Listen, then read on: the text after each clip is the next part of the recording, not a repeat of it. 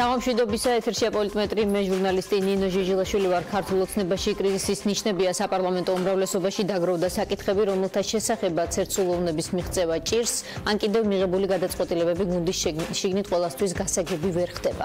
დღეს ოცნების ერთმა წევრმა გუნდიდან წასვლის შესახებ გადაწყვეტილება მიღებულად გამოაცხადა გედევან ფოფხაძემ, ამის მიზეზად მისი თანაგუნდელების მიერ საზოგადოებრივი მაუწყებლის სამეურვეო საბჭოს წევრად ევროპული საქართველოს მიერ დასახელებული კანდიდატის ნინია კაკაბაძის მხარდაჭერა დაასახელა. კაკაბაძე დღეს საბჭომ 55 საბჭოს წევრი გახდა 55 ხმით, მათ შორის 36 ხმა გახდა ოცნებიდან. რა პროცესები მიდის ოცნებაში, ამაზე საუბარს დღეს ისედაც გეგმავდით, თუმცა ფოფხაძის შემთხვევამ კიდევ ერთხელ დაგვიდასტურა, რომ საკითხი მართლაც ძალიან აქტუალურია. დღეს პირადი საუბრისას ჟურნალისტებს ოცნების კიდევ რამდენიმე წევრმა უთხრა, რომ არ გამორიცხავს გუნდიდან წასვლას. სტუმრების მოწვევამდე ჯერ ვნახოთ გედევან ფოფხაძის განცხადება და რეაქციები, როგორც თანაგუნდელების, ასევე ოპოზიციური პარტიების მხრიდან. 55 მიცემული ხმიდან ემყოფებოდა თუ არა 55-ვე ხმის მიმცემი დარბაზში, ეს კიდე გასაკვირია. თუ ეს ასე დასტურდება, მე შემიძლია პირდაპირ უთხრა საზოგადოებას, რომ მე ნამდვილად არ მინდა იმ გადაწყვეტილების თანამონაწილეები ვიყო, რომელთაც პატრიარქის მაგინებელი და მართლმადიდებელი ეკლესიის მაგინებელი ადამიანი ხდება საზოგადოებრივი ბორდის წევრი. მე ასეთ შემთხვევაში დავტოვებ უმრავლესობასაც, ქართულ ოცნებასაც და ყველა პარტიულ თუ პოლიტიკურ თანამდებობას, რომელიც მეკავებს. პირდაპირ შემიძლია გითხრათ, რომ გედევან ფოფხაძის ჩვენი თანაგუნდელის ის გადაწყვეტილება არის ნაჩქარევი, შეცდომა და არასწორი. ამ მოტივით და ამ მიზეზით ვინმე სხვამ დატოვოს უმრავლესობა და იგივე შეცდომა დაუშვას, მე ეს არ მგონია ნამდვილად. მოულოდნელად მიღებული გადაწყვეტილება ვაფიქრებინებს, რომ მისთვის როგორც ჩანს ემოციურად რთული იყო ეს გადაწყვეტილება, მაგრამ მე მგონია, რომ მან ალბათ უნდა ჩვენთან ერთად გაანალიზოს და უნდა ვისაუბროთ ამ თემაზე. ძალიან სამწუხარო არის ჩვენი გუნდის წევრი იყო გედი ამდენი ხანი და პირველი მოადგილეც და თავისთავად არ არის კარგი, როდესაც მიიღო ეს გადაწყვეტილება, მაგრამ ეს მისი, ასე ვთქვათ, გადაწყვეტილება არის და იმედი მაქვს, რომ ნაჩქარევი გადაწყვეტილება. შემთხვევაში ვერ ვაიძულებთ ადამიანს ვერაფერს. მივესალმები ბატონ გედევანის გადაწყვეტილებას, თუმცა გამიკვირდა სიმართლე გითხრათ. გედევან ფოფხაძე გამორჩეული ადამიანია უმრავლესობაში, მე ეს ყოველთვის ვიცოდი. მე ვიმედოვნებ, რომ ბატონი გედევანი განიხილავს სერიოზულად ჩვენს ფრაქციაში შემოსვლის საკითხს. მე მგონი ჩვენ ბევრ საკითხში ერთად ვფიქრობ და აზროვნება ერთი გვაქვს ჩვენ. ჩვენ ვთვლით, რომ რელიგიური რწმენის გამოყენება, საზოგადოებრივი მაუწყებლის ბორდის გამოყენება არ არის კარგი საქციელი, მით უმეტეს, როდესაც თავად გაქვს მსგავსი ამბები გამოყენებული და ხმა გაქვს მიცემული ადამიანისთვის, რომელიც მაგალითად წმინდა ნინოს ბიძინა ივანიშვილს ადარებდა. რამდენიმე წუთში პოლიტმეტრში ბიძინა გეგიძე, ფრაქცია ქართული ოცნება ძლიერი საქართველოსთვის, ნინო გოგუაძე თავისუფალი დემოკრატებიდან, დავით ზურაბიშვილი რესპუბლიკური პარტიიდან, ასევე გვეყოლებიან ექსპერტები ლევან ალაფიშვილი და გია ხუხაშვილი.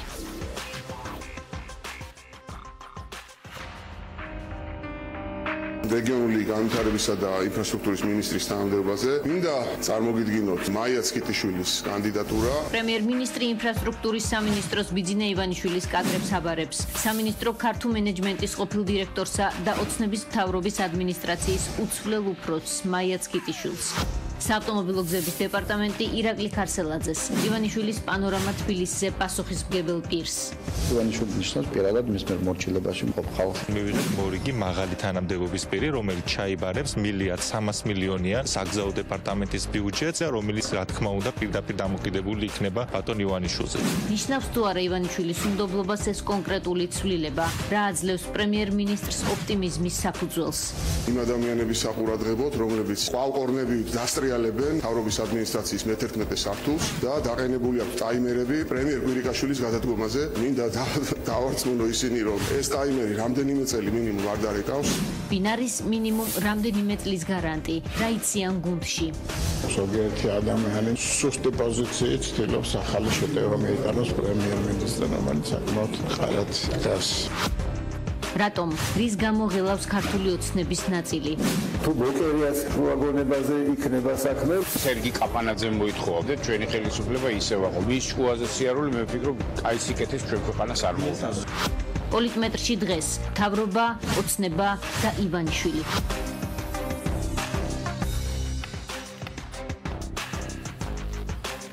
ჩვენ ვიწყებთ პოლიტიკურ ძალებთან საუბარს. ბიძინა გეგიძე ქართული ოცნების წარმომადგენელი, რომელმაც ცოტა ხნის წინ შექმნა საკუთარი შვიდკაციანი ფრაქცია და არის ამ ფრაქციის ლიდერი. ფრაქციას თავიდანვე ეტყობოდა, რომ რაღაც კონკრეტულ საკითხებში არ ეთანხმებოდა ოცნების ძირითად შემადგენლობას. მის პოსტს რამდენიმე წუთში შემოგთავაზებთ. შემოგვერთდება ბიძინა გეგიძე მალე, მანამდე ნინო გოგუაძე, თავისუფალი დემოკრატების წარმომადგენელი. გამარჯობა ქალბატონ ნინო, მადლობა გადაცემაში სტუმრობისთვის. ქალბატონ ნინო, ჩვენ დღეს ვნახეთ, რომ გედევან ფოფხაძე, რომლისგან შესაძლოა არ იყო ასეთი მოსალოდნელი, რომ დატოვებდა პარტიას, ფრაქციას და ასე შემდეგ. ყოველ შემთხვევაში ამ მომენტისთვის მას ასეთი განწყობა აქვს. წავიდა აი ამ გუნდიდან. როგორ ფიქრობთ, ეს რაღაცა კონკრეტულის ნიშანია თუ ეს არის ისეთი შემთხვევითობა, რომელიც შეიძლება პროცესში ყოველთვის მოხდეს? მოგესალმებით ნინო, მივესალმებით თქვენს მაყურებელს. დღეს მართლაც უცნაური დღე იყო პარლამენტში. სრულიად დაუჯერებლად გავიდა ნინია კაკაბაძის კანდიდატურა, რომელსაც ჩვენ თავისუფალი დემოკრატები მხარს ვუჭერდით, განცხადებით დაუჭირეთ მხარი, მაგრამ რა თქმა უნდა ჩვენთვისაც არ იყო მოსალოდნელი, რომ უმრავლესობის ნაწილი მაინც დაუჭერდა ამ კანდიდატურას მხარს.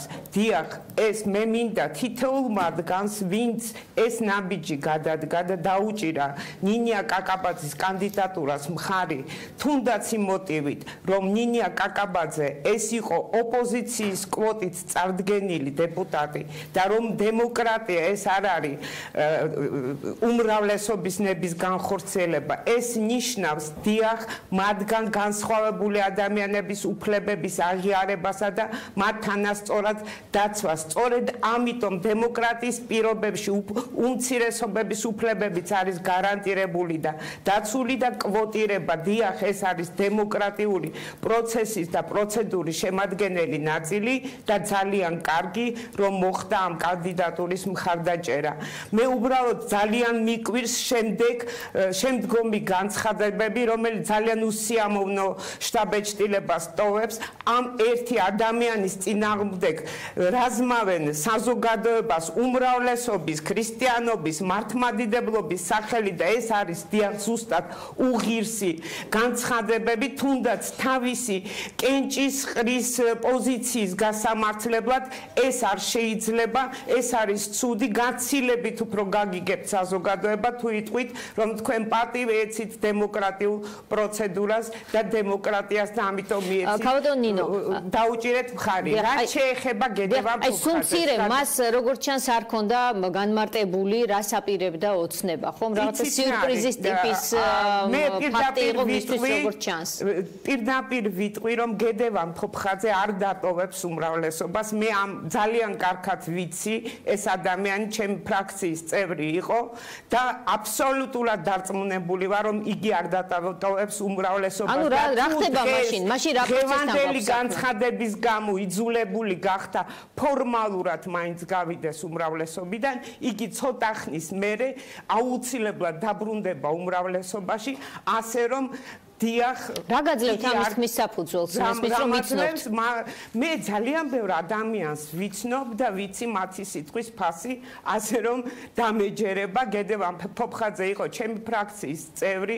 იგი 2 წლის განმავლობაში ძალიან ბევრჯერ ამბობდა, რომ უნდა დაეტოვებინა უმრავლესობა. მე ვიყავი ადამიანი, რომელიც განუწყვეტლივ ვუმტკიცებდი, რომ არ ღირდა ამ ნაბიჯის გადადგმა და მაშინ, როდესაც პარტია ფრაქცია თავისუფალი დემოკრატები წამოვედით ოპოზიციაში, გედევან ფოფხაძე არათუ დარჩა უმრავლესობაში, არამედ თავისი პოზიციები გაიმაგრა მათ შორის ბორჯომშიც. ამიტომ რომ ამ ადამიანების მოტივები და მათი სიტყვის ფასი მე ძალიან კარგად ვიცი და ამიტომ ვამბობ, დიახ, იგი არ დატოვებს უმრავლესობას და თუ დატოვა ცოტა ხნით დატოვებს მხოლოდ და ისევ დაუბრუნდება უმრავლესობას.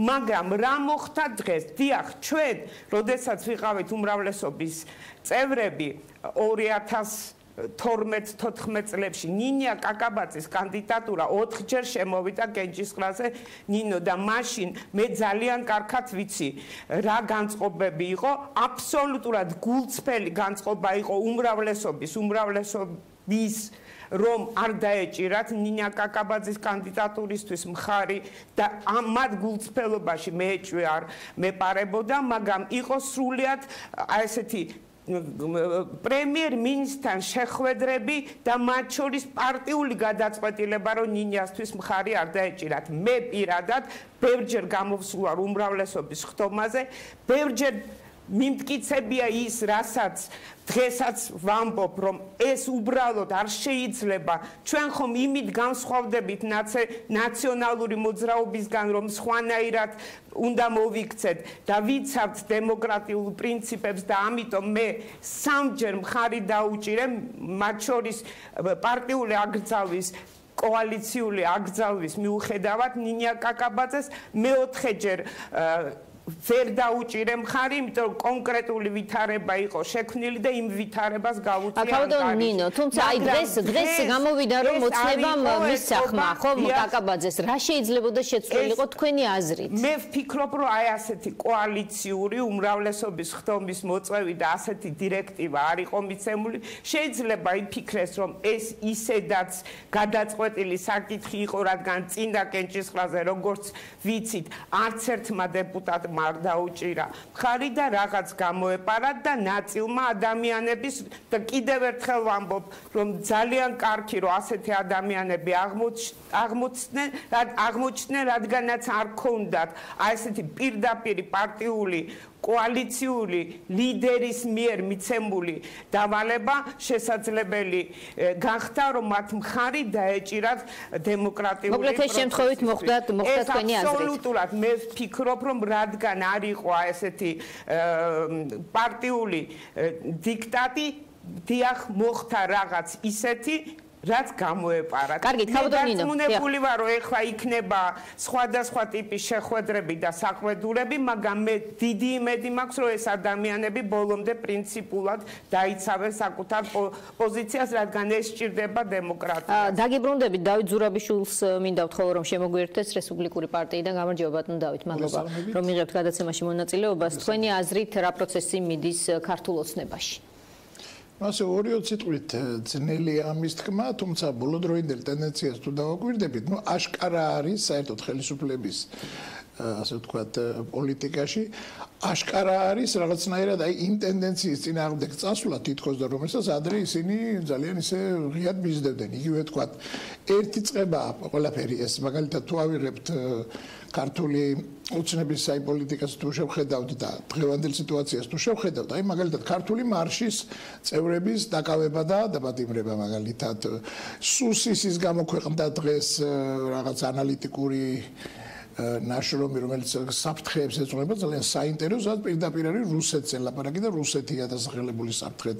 პარლამენტმა მიიღო რეზოლუცია, რომელიც 82-ია ტატუნაშვილისია, მიიღო რეზოლუცია ძალიან ისეთ კაფიოთ დანაშაულებული, სადაც ასევე რუსეთია, არ მოხდა ჟენევის მოლაპარაკებებზე ხელმოწერა იმისი, რაცაც თითქოს ყველა ელოდა, რომ რაღაცა რუსეთისკენ დათმობა უნდა ყოფილიყო. ეს ნინო კაკაბაძის ამ შემთხვევაში არჩევაც გარკვეულწილად ჯდება აბსოლუტურად. ეს ყველაფერი სხვადასხვა ყველაზე საინტერესო არის, რომ იწყება იმ კვირიკაშვილის იმ განცხადების შემდეგ, რომელმაც რუსეთს რამის ყველა დავიზაფრეთ, იმიტომ რომ ძალიან სერიოზული და მე ვიტყოდი ძალიან ესეთი ცუდი ტენდენციების მანიშნებელი განცხადება იყო. იმის შემდეგ თითქოს მოხდა რაღაცა ჩადოსტური ჯოხი ვიღაცა მოიქნია და ეს ხალხი, რომელიც გუშინ სხვანაირები იყვნენ, დღეს ყველანი გახდა სხვანაირები. უცებ იგივე ბატონი კვირიკაშვილი, რომლის ყოფნა არ ყოფნის საკითხის თითქოს იყო ძალიან კითხვის ნიშნის ქვეშ და ძალიან ისე იყო ლაპარაკი, როდესაც მას პირდაპირ ეუბნებოდა, რომ წახვალ და ხვალ სხვა მოვა შესნაცვლად, ის ამაზე პრაქტიკულად არაფერს არ პასუხობდა. დღეს მან ძალიან ამას წინებზე ძალიან ესე იგი დარწმუნებით განაცხადა, რომ ის კიდევ იქნება. ეხლა ასეთი რაღაცების ახსნას ჩემი აზრით არის მხოლოდ ერთი, რომ ეს არის ერთი კაცისგან მომავალი, ასე ვთქვათ, აი ამ მომენტისთვის მან ასე ჩათვალა საჭიროდ მისი, ასე ვთქვათ, ინსტრუქცია. შეიძლება ითქვას იგივე უმრავლესობაზე, იგივე პარტიაზე რაღაცნაირად წასვლა იმ ტენდენციის წინააღმდეგ, უფრო ისეთი პრორუსულ და რეაქციული ძალების წინააღმდეგ ეთყობა, ეს ამ შემთხვევაში ხდება უფრო მეტი ანგარიშგაწევა იმ კონjunქტურისა, რასაც ქვია დასავლეთი, რასაც ქვია ამერიკის შეერთებული შტატები და რასაც ქვია გამწვავებული ურთიერთობა ამერიკის შეერთებულ შტატებსა და რუსეთს შორის. ძალიან გამწვავდა.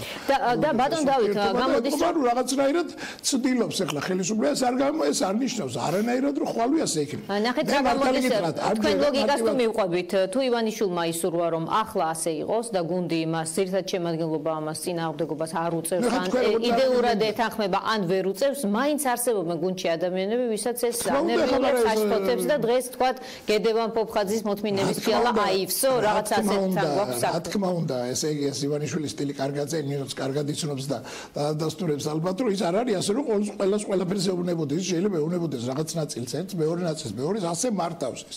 მაგრამ მე ძალიან მიჭერს ახლა დავიჯერო რომ თავისი მოქალაქეობრივი წაფსიდან გამომდინარე დაუჭირა ნინია კაკაბაძე, მე ვნახე ვინ დაუჭირა ნინია კაკაბაძეს ხელი დაწყებული პარლამენტის თავმჯდომარე ირაკლი კობახიძიდან, დამთავრებული ოქრიაშვილი, ენზელ მკოიანი, ენზელა მაჭავარიანი, სოფოკილაძე რომელიც გამოვიდა და ლამის იბოდიშა რომ რა ვქნა ახლა სხვა რაგზა მქონდა, მანასაც კი აღმოჩნდა რომ ხარი დაუჭერია და 80% იმ ხალხისა ქართული ოცნების უბრალოდ არ იყო იქ მისული და საერთოდ არ მიიღო კენჭისყრაში მონაწილე. ახლა ძალიან მიჭირს მე წარმოვიდგინო რომ ამ ხალხმა თავისი რა ძალიან კაფიო გარგამიკვირდება სიტყვაზე ვიღაცებს დაეჭირათ მართლა ხარი, მაგრამ ნუ ახლა ხოქრიაშვილს და ენზელა მაჭავარიანს და რა ვიცი ენზელ მკოიანს დაეჭირა ასე ნინია კაკაბაძისთვის ღიად ხარი, ნუ ძალიან ესე იგი ნაკლებად სავარაუდო თუ მას არ ქონდა რაღაცა ასე ვთქვათ დავალება. ნაწილს ქონდა, ნაწილს არ ქონდა. არ იცოდა როგორც მინიმუმ ვიღაცის მასზე ზემდგომის ნება. აი ბატონ დავით, ნაწილმა იცოდა, ნაწილმა არ იცოდა, გამოდის. ორი გამორიცხული ასეთი რაღაცა არის, მაგალითად იგივე დაევალებინა თქვათ კობახიძისთვის ეს ამბავი ამის მოგვარება პარლამენტის თავმჯდომარისთვის,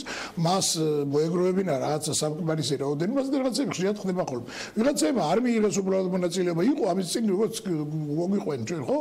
იყო თათფირი უმრავლესობის, სადაც ეს გადაწყვეტილება გამოცხადდა, რომ ეს ასეთი გადაწყვეტილება მიღებული აქვს ვიღაცები დაეთანხმენ, ვიღაცები არ დაეთანხმენ, ვიღაცებმა არ მიიღეს კენჭისყრაში მონაწილეობა, ნუ ვიღაცები ძალიან გამწარდნენ, მაგრამ ეხლა მაგ როგორ გამწარდნენ, როგორ არის იცით რომ აი თქვენ თუ გახსოვთ დადათუთაშხიაში რომ ამბობს დადათუთაშხია რომ თქვენ ის ხალხი არ ახართ, იმას რომ ის ხალხი ხართ, დურუს რო ესვრით, მაგრამ მე რომ ესვრით, ის ხალხი არ ახართო. ის ხალხი არ არის ბიძინა ივანიშვილის საყვედური დასცდეს, იმიტომ რომ მაინც იქნებიან, ასე ვთქვათ, მომლოდინე რომ მას გადმოხედავენ მოწყალე თვალით. ძალიან კარგად ის შიგნით ყველაფერი.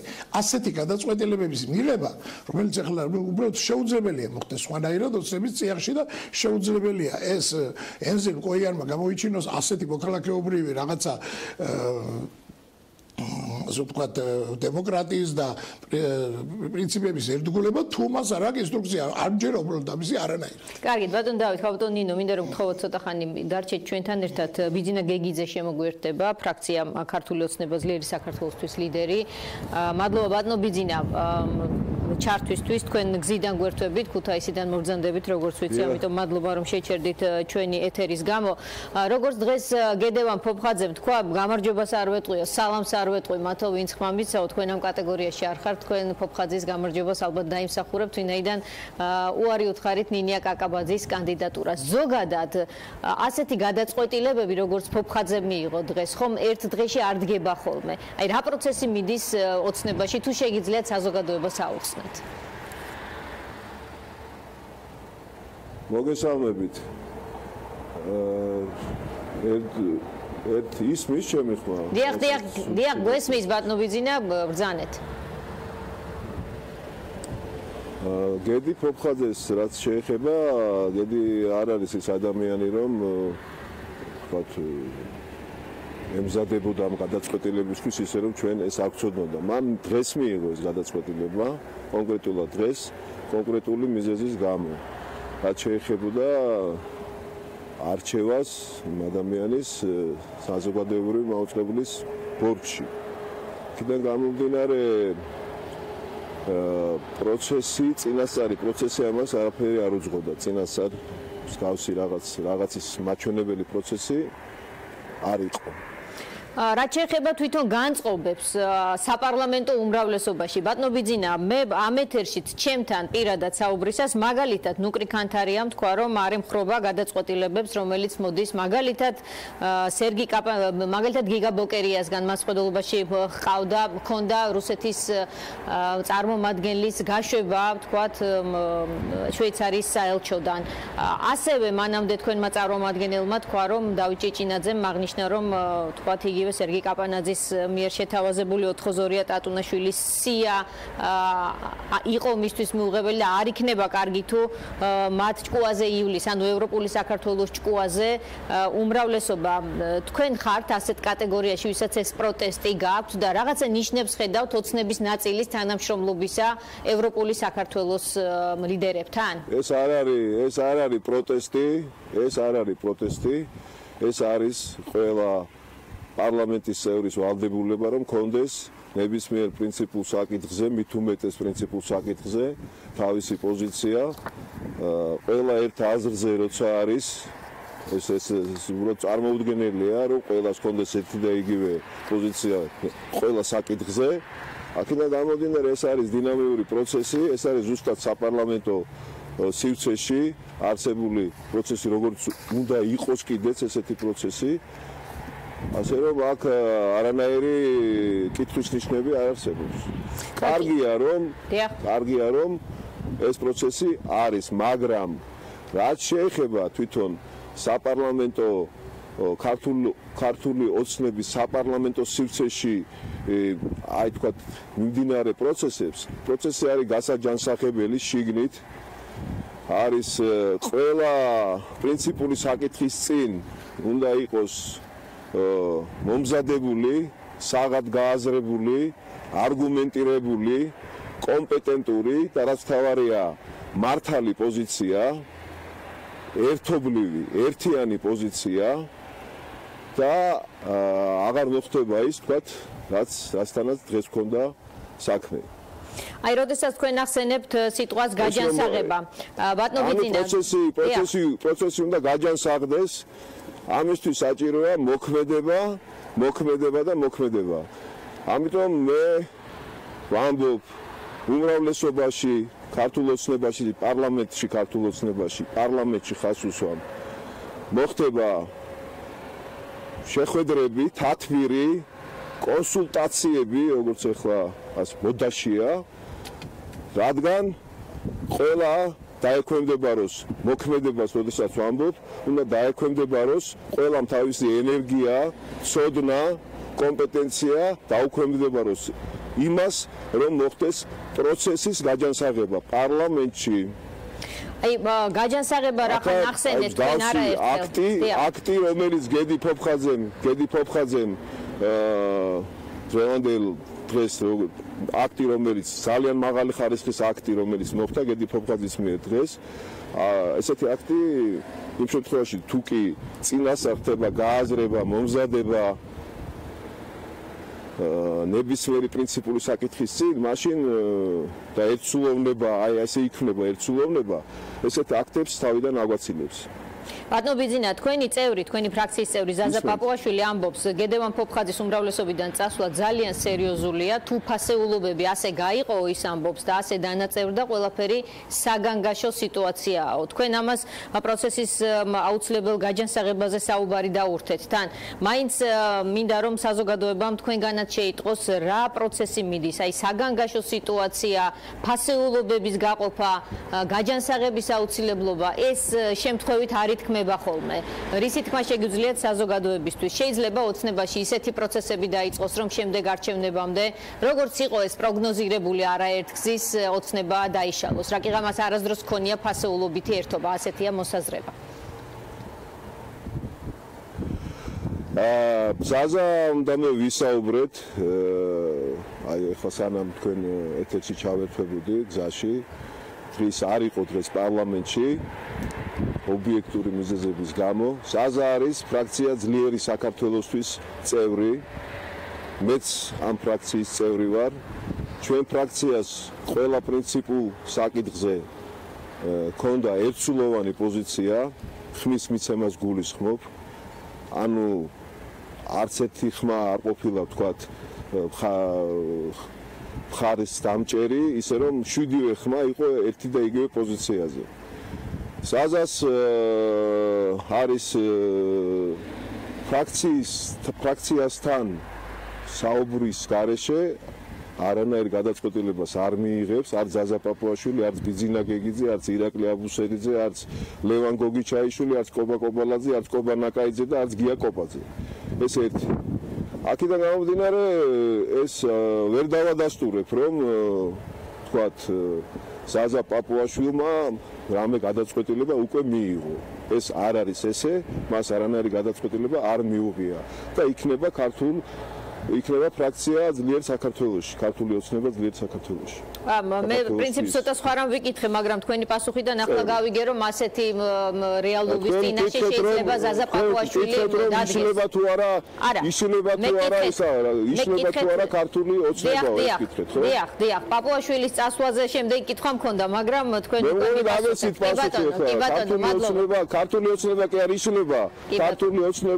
ქართული ოცნებაში პარლამენტში კერძოდ ყველა მოქმედება, ყველა სოდნა თქვა გამოცდილება უნდა დაექვემდებაროს იმას, რომ მოხდეს გაჯანსაღება, საპარლამენტო პროცესის გაჯანსაღება. საპარლამენტო პროცესი არის, რომ შემოდის საკითხები, მათ შორის ძალიან ასე ვთქვათ, პრინციპული და აქტიური საკითხები, ნაკლებად აქტიური და პრინციპული, კიდევ უფრო ნაკლებად. აი, როდესაც პრინციპული საკითხებია, სანამ ბრძოლა, გადაწყვეტილება არის ბრძოლა საკუთარ თავთან. სანამ გადაწყვეტილებას მიიღებ, საკუთარ თავს ებძვი, ბრძოლობ შენ თავთან და არა მარტო ვთქვათ ეს გადაწყვეტილება, ესე ვთქვათ, ბრძოლის რაღაცნაირი მაგალითია, ხომ? ბრძოლა შეიძლება რამოდენიმე საათი გაგრძელდეს, მაგრამ ამისთვის ემგზადო უნდა გაცილებით მეტხანს, ვიდრე უშუალოდ გადაწყვეტილებას მიიღებ. იმას სჭირდება, ვთქვათ, გაცილებით ნაკლები დრო. ამას ვსაუბრობ მე. ბატონო ბიძინა, უნდა მომზადდეს და ყველა დიახ, აი აშკარაა, რომ არაერთხელ ითქვა დღეს და ჩანს განცხადებებიდანაც, რომ ფასეულობითი თანხwebdriver ოცნების შიგნით არ არის. როგორ ფიქრობთ, როგორ გესახებათ საერთოდ პროცესის გუნდურად გაგრძელება, პოლიტიკური პროცესის? თუ კი ასეთი პრინციპული თემები მე სხვა ალტერნატივას ვერ ვხედავ. რაც გუნდური პრინციპები ხა ჩემთვის ეს არის ყველაზე მთავარი პრინციპები, მთელი ჩემი ასე ვთქვათ გავლილი ცხოვრება აი ამ პრინციპებით მაქვს გავლილი ცხოვრები. აქედან გამომდინარე, იმიტომ რომ ეს არის გამარჯვების ფორმულა, გუნდური პრინციპით მოქმედება. სხვა ფორმულა მე ეჭვმეპარება ყველა სხვა ფორმულებაზე შედეგის მომტან, ეს უნდა აისახოს შედეგში, კონკრეტულ შედეგში. დღევანდელი შედეგი ჩემში ვერ იწევს აი ამ განცდას, რომ დადგა ის შედეგი, რომელიც შეიძლება რომელსაც შედეგის ვერც ვიტყვი. აი ეს რითი დამთავრდა ეს ყველაფერი. აქედან გამომდინარე, შეიძლება ფასეულობებში იყოს განსხვავება, მაგრამ როდესაც ხარ პარლამენტის წევრი, წარმოადგენ პარლამენტში, ჩვენ ვართ 8 ფრაქცია ქართულ ოცნებაში, აქედან გამომდინარე ყველას გვაქვს პასუხისმგებლობა შედეგზე, კონკრეტულ შედეგებზე, რომელიც არ უნდა დატრიალდეს ბუმერანგივით, ვთქვათ, ნეგატიურად, არ უნდა დაუბრუნდეს ქართულ ოცნებას, არც ერთ ფრაქციას და ესეთი ნაბიჯებით უნდა ვიაროთ. ყოველი ნაბიჯის წინ უნდა მოხდეს კარგად გააზრება ყველა საკითხის და მე ამ ფაქტიდან გამომდინარე ნაბიჯები იქნება მტკიცე. თუ ეს მოხდება, მომზადება და კარგად გააზრება. თუმცა თუ კი აღმოჩნდება, რომ კატეგორიულად მიუღებელია თქვენთვის ის გადაწყვეტილება, რომელსაც შემოგთავაზებთ, თქვათ პარლამენტის თავმჯდომარე, ამ შემთხვევაში რა ალტერნატივა გრჩებათ? პარლამენტის თავმჯდომარემ რა უნდა შემომთავაზოს, რომელიც იქნება კატეგორიულად მიუღებელი. აი მაგალითად ნინია კაკაბაძის არჩევა საზოგადოებრივი მაუწყებლის სამეურვეო საბჭოში. ან პარლამენტის თავმჯდომარე, ან ოცნების რომელიმე ლიდერი, ან რა ვიცი, შეიძლება გითხრან, რომ ეს აი აქ გამოითქვა ესეთი ეჭვი, რომ შეიძლება ივანიშვილს უნდა და ასე მიიჩნევს მნიშვნელოვნად ამ ეტაპისთვის. აი ესეთ შემთხვევებში რას იზავთ თქვენ და თქვენი ფრაქცია? ყველას აქვს თავისი ინდივიდუალური პრინციპები, გარდა იმისა, რომ ჩვენ ვართ ყველანი ეს უდიდესი პასუხისმგებლობა პარლამენტის წევრები, ასევე გაგვაჩნია ჩვენი თავისუფლების ხარისხი და პრინციპები, რომლის ღალატი მე მგონია, რომ ყველაზე დიდი შეცდომაა. კანონის შემოქმედება, კანონის დაცვა, უპრინციპო ფასეულობების გარეშე მქონე ადამიანებს არ შეუძლიათ. არც შექმნა, არც დაცვა და არც გადაწყვეტილების მიღება. მართალი, არგუმენტირებული, კომპეტენტური გადაწყვეტილებების მიღება, რაც თქვათ უნდა აისახება ხმის მიცემაში თუ კენჭისყრაში თუ თვითონ პროცესში. საპარლამენტო პროცესია ეს ყველაფერი, განხილვებში და ასე შემდეგ. კარგით, მადლობა. ეს ამის რესურსი ყოველთვის არის, მთავარი არის რომ იყოს ამის ნება. მადლობა ბიძინა გეგიძეს ქართული ოცნების წარმომადგენელს ფრაქცია ქართული ოცნება ძლიერი საქართველოსთვის ლიდერს რომელიც პასუხობდა ჩვენ შეკითხვებს ჩვენ დაუბრუნდეთ ჩვენთან ერთად აქ მყოფ ნინო გოგუაძეს დავით ზურაბიშვილს ოპოზიციური პარტიების წარმომადგენლებს არასამთავრობო სექტორიდან ქაბატონ ნინო ჩვენ მოვისმინეთ ახლა ერთ-ერთი წარმომადგენლის კომენტარი რა გავიგეთ მისი პოზიციიდან ეს ის ფრაქცია რომელიც რაღაც მომენტში რაღაცა ნიშნით შეიქმნა ის ნიშანი იყო უკმაყოფილება კონკრეტული პოზიციები თუმცა ბიძინა ამას ღიად არ ამბობდა. მართალი გითხრათ, კარგად ვერ გავიგე, ძირითადად გავიგე, რომ ბატონი ბიძინა ამბობდა, რომ უნდა გაჯანსაღდეს პროცესი და უნდა ვიმოქმედოთ. გაჯანსაღებაში რას გულისხმობდა, ზუსტად ძალიან ძნელი იყო ჩემთვის დასკვნის გაკეთება, მაგრამ ყოველ შემთხვევაში მე რასაც ხვდები, ეს ადამიანები ძირითადად უკმაყოფილები არიან იმით, რომ მათ ანგარიშს არ უწევენ და გადაწყვეტილებებს მათ მიღმა ღებულობ სწორედ საკუთარი გავლენებისთვის მიდის ბრძოლა, საკუთარი გავლენისთვის შეიქმნა ფრაქცია, რომელსაც აქვს საკუთარი დაფინანსება, თავმჯდომარე და ასე შემდეგ.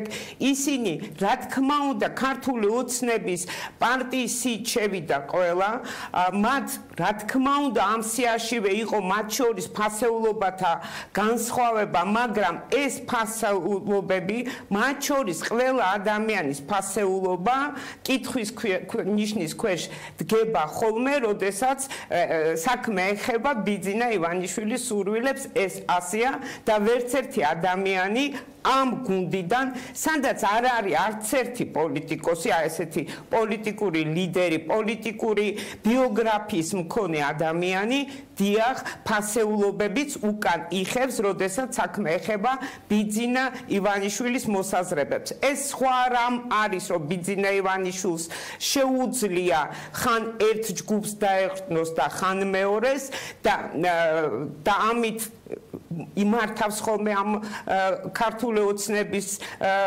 გუნდს, საპარლამენტო გუნდს, ესეც ნაცნობია ჩვენთვის, მაგრამ ის რომ მათი ფასეულობათა ჭიდილმა გამოიწვია სხვადასხვა პოზიციები, მე ამის არ მჯერა, უпростоრედ იმ ეტაპზე შეიძლება დავიჯეროთ მათი განსხვავებები, სადაც ბატონი ბიძინას სურვილები, რასაც არ შეეხება. მხოლოდ იმ ეტაპზე და აქ მიდის ბრძოლა გავლენებისთვის, ბრძოლა ძალაუფლებისთვის, ბრძოლა იმისთვის, რომ უფრო მეტი ანგარიში გაგვიწიეთ, ეს არის ნამდვილად ასე და გაჯანსაღებაში მე ვფიქრობ, რომ გულისხმობდნენ, რომ უფრო ყველა ვიყოთ საქმის კურსში, რა გადაწყვეტილება უნდა მიიღოს უმრავლესობის სახელით ქართულმა ოცნებამ.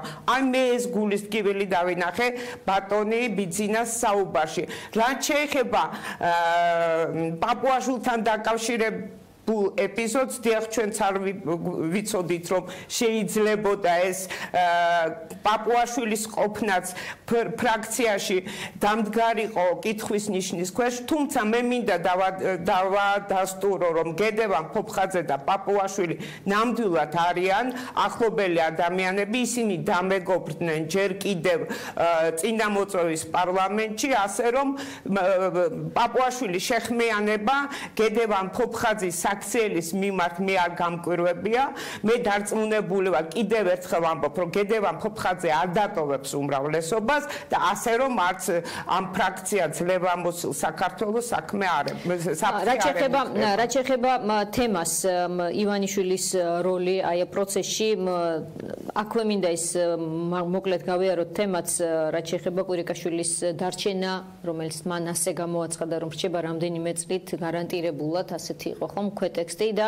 ამის პარალელურად ივანიშვილის კადრების შეყვანა ერთ-ერთ მნიშვნელოვან სამინისტროში ინფრასტრუქტურის სამინისტრო მაქვს ხელმძღვანელობაში და ორი კადრი მაიაც ქითიშვილი ირაკლი ქარსელაძე პირადად მისი კადრები ქართუდან მოყოლებული ქარსელაძე კი დღეს მისი პანორამა თბილისის პროექტის ხელმძღვანელი იყო ბოლო პერიოდამდე თქვენთვის რისი ნიშანია ეს არაფრის ყველაფერი ძველებურად იქნება ეხლა ავხსნით ჩემს პოზიციას ჯერ ესერთი მე თავიდანვე ვთქვი და პირადი სიმპათია გამოვთქვი მაია ცქითიშვილის მიმართ დიახ მე მას პირადად ვიცნობ და იმიტომ კი არა რომ პირადად ვიცნობ ბევრ ადამიანს მაგრამ მაია ცქითიშვილს ვახასიათებ როგორც უკიდურესად წესიერ პატიოსან კეთილსინდისიერ და კვალიფიციურ ადამიანად ასე რომ დიახ რაც შეეხება იმას რომ ხომ არ ხდება კვირიკაშვილის შევიწროება იმით რომ მინისტრებს უხსნიან მე ეს ცოტა არასერიოზული მგონია, იმიტომ არც ერთი მინისტრი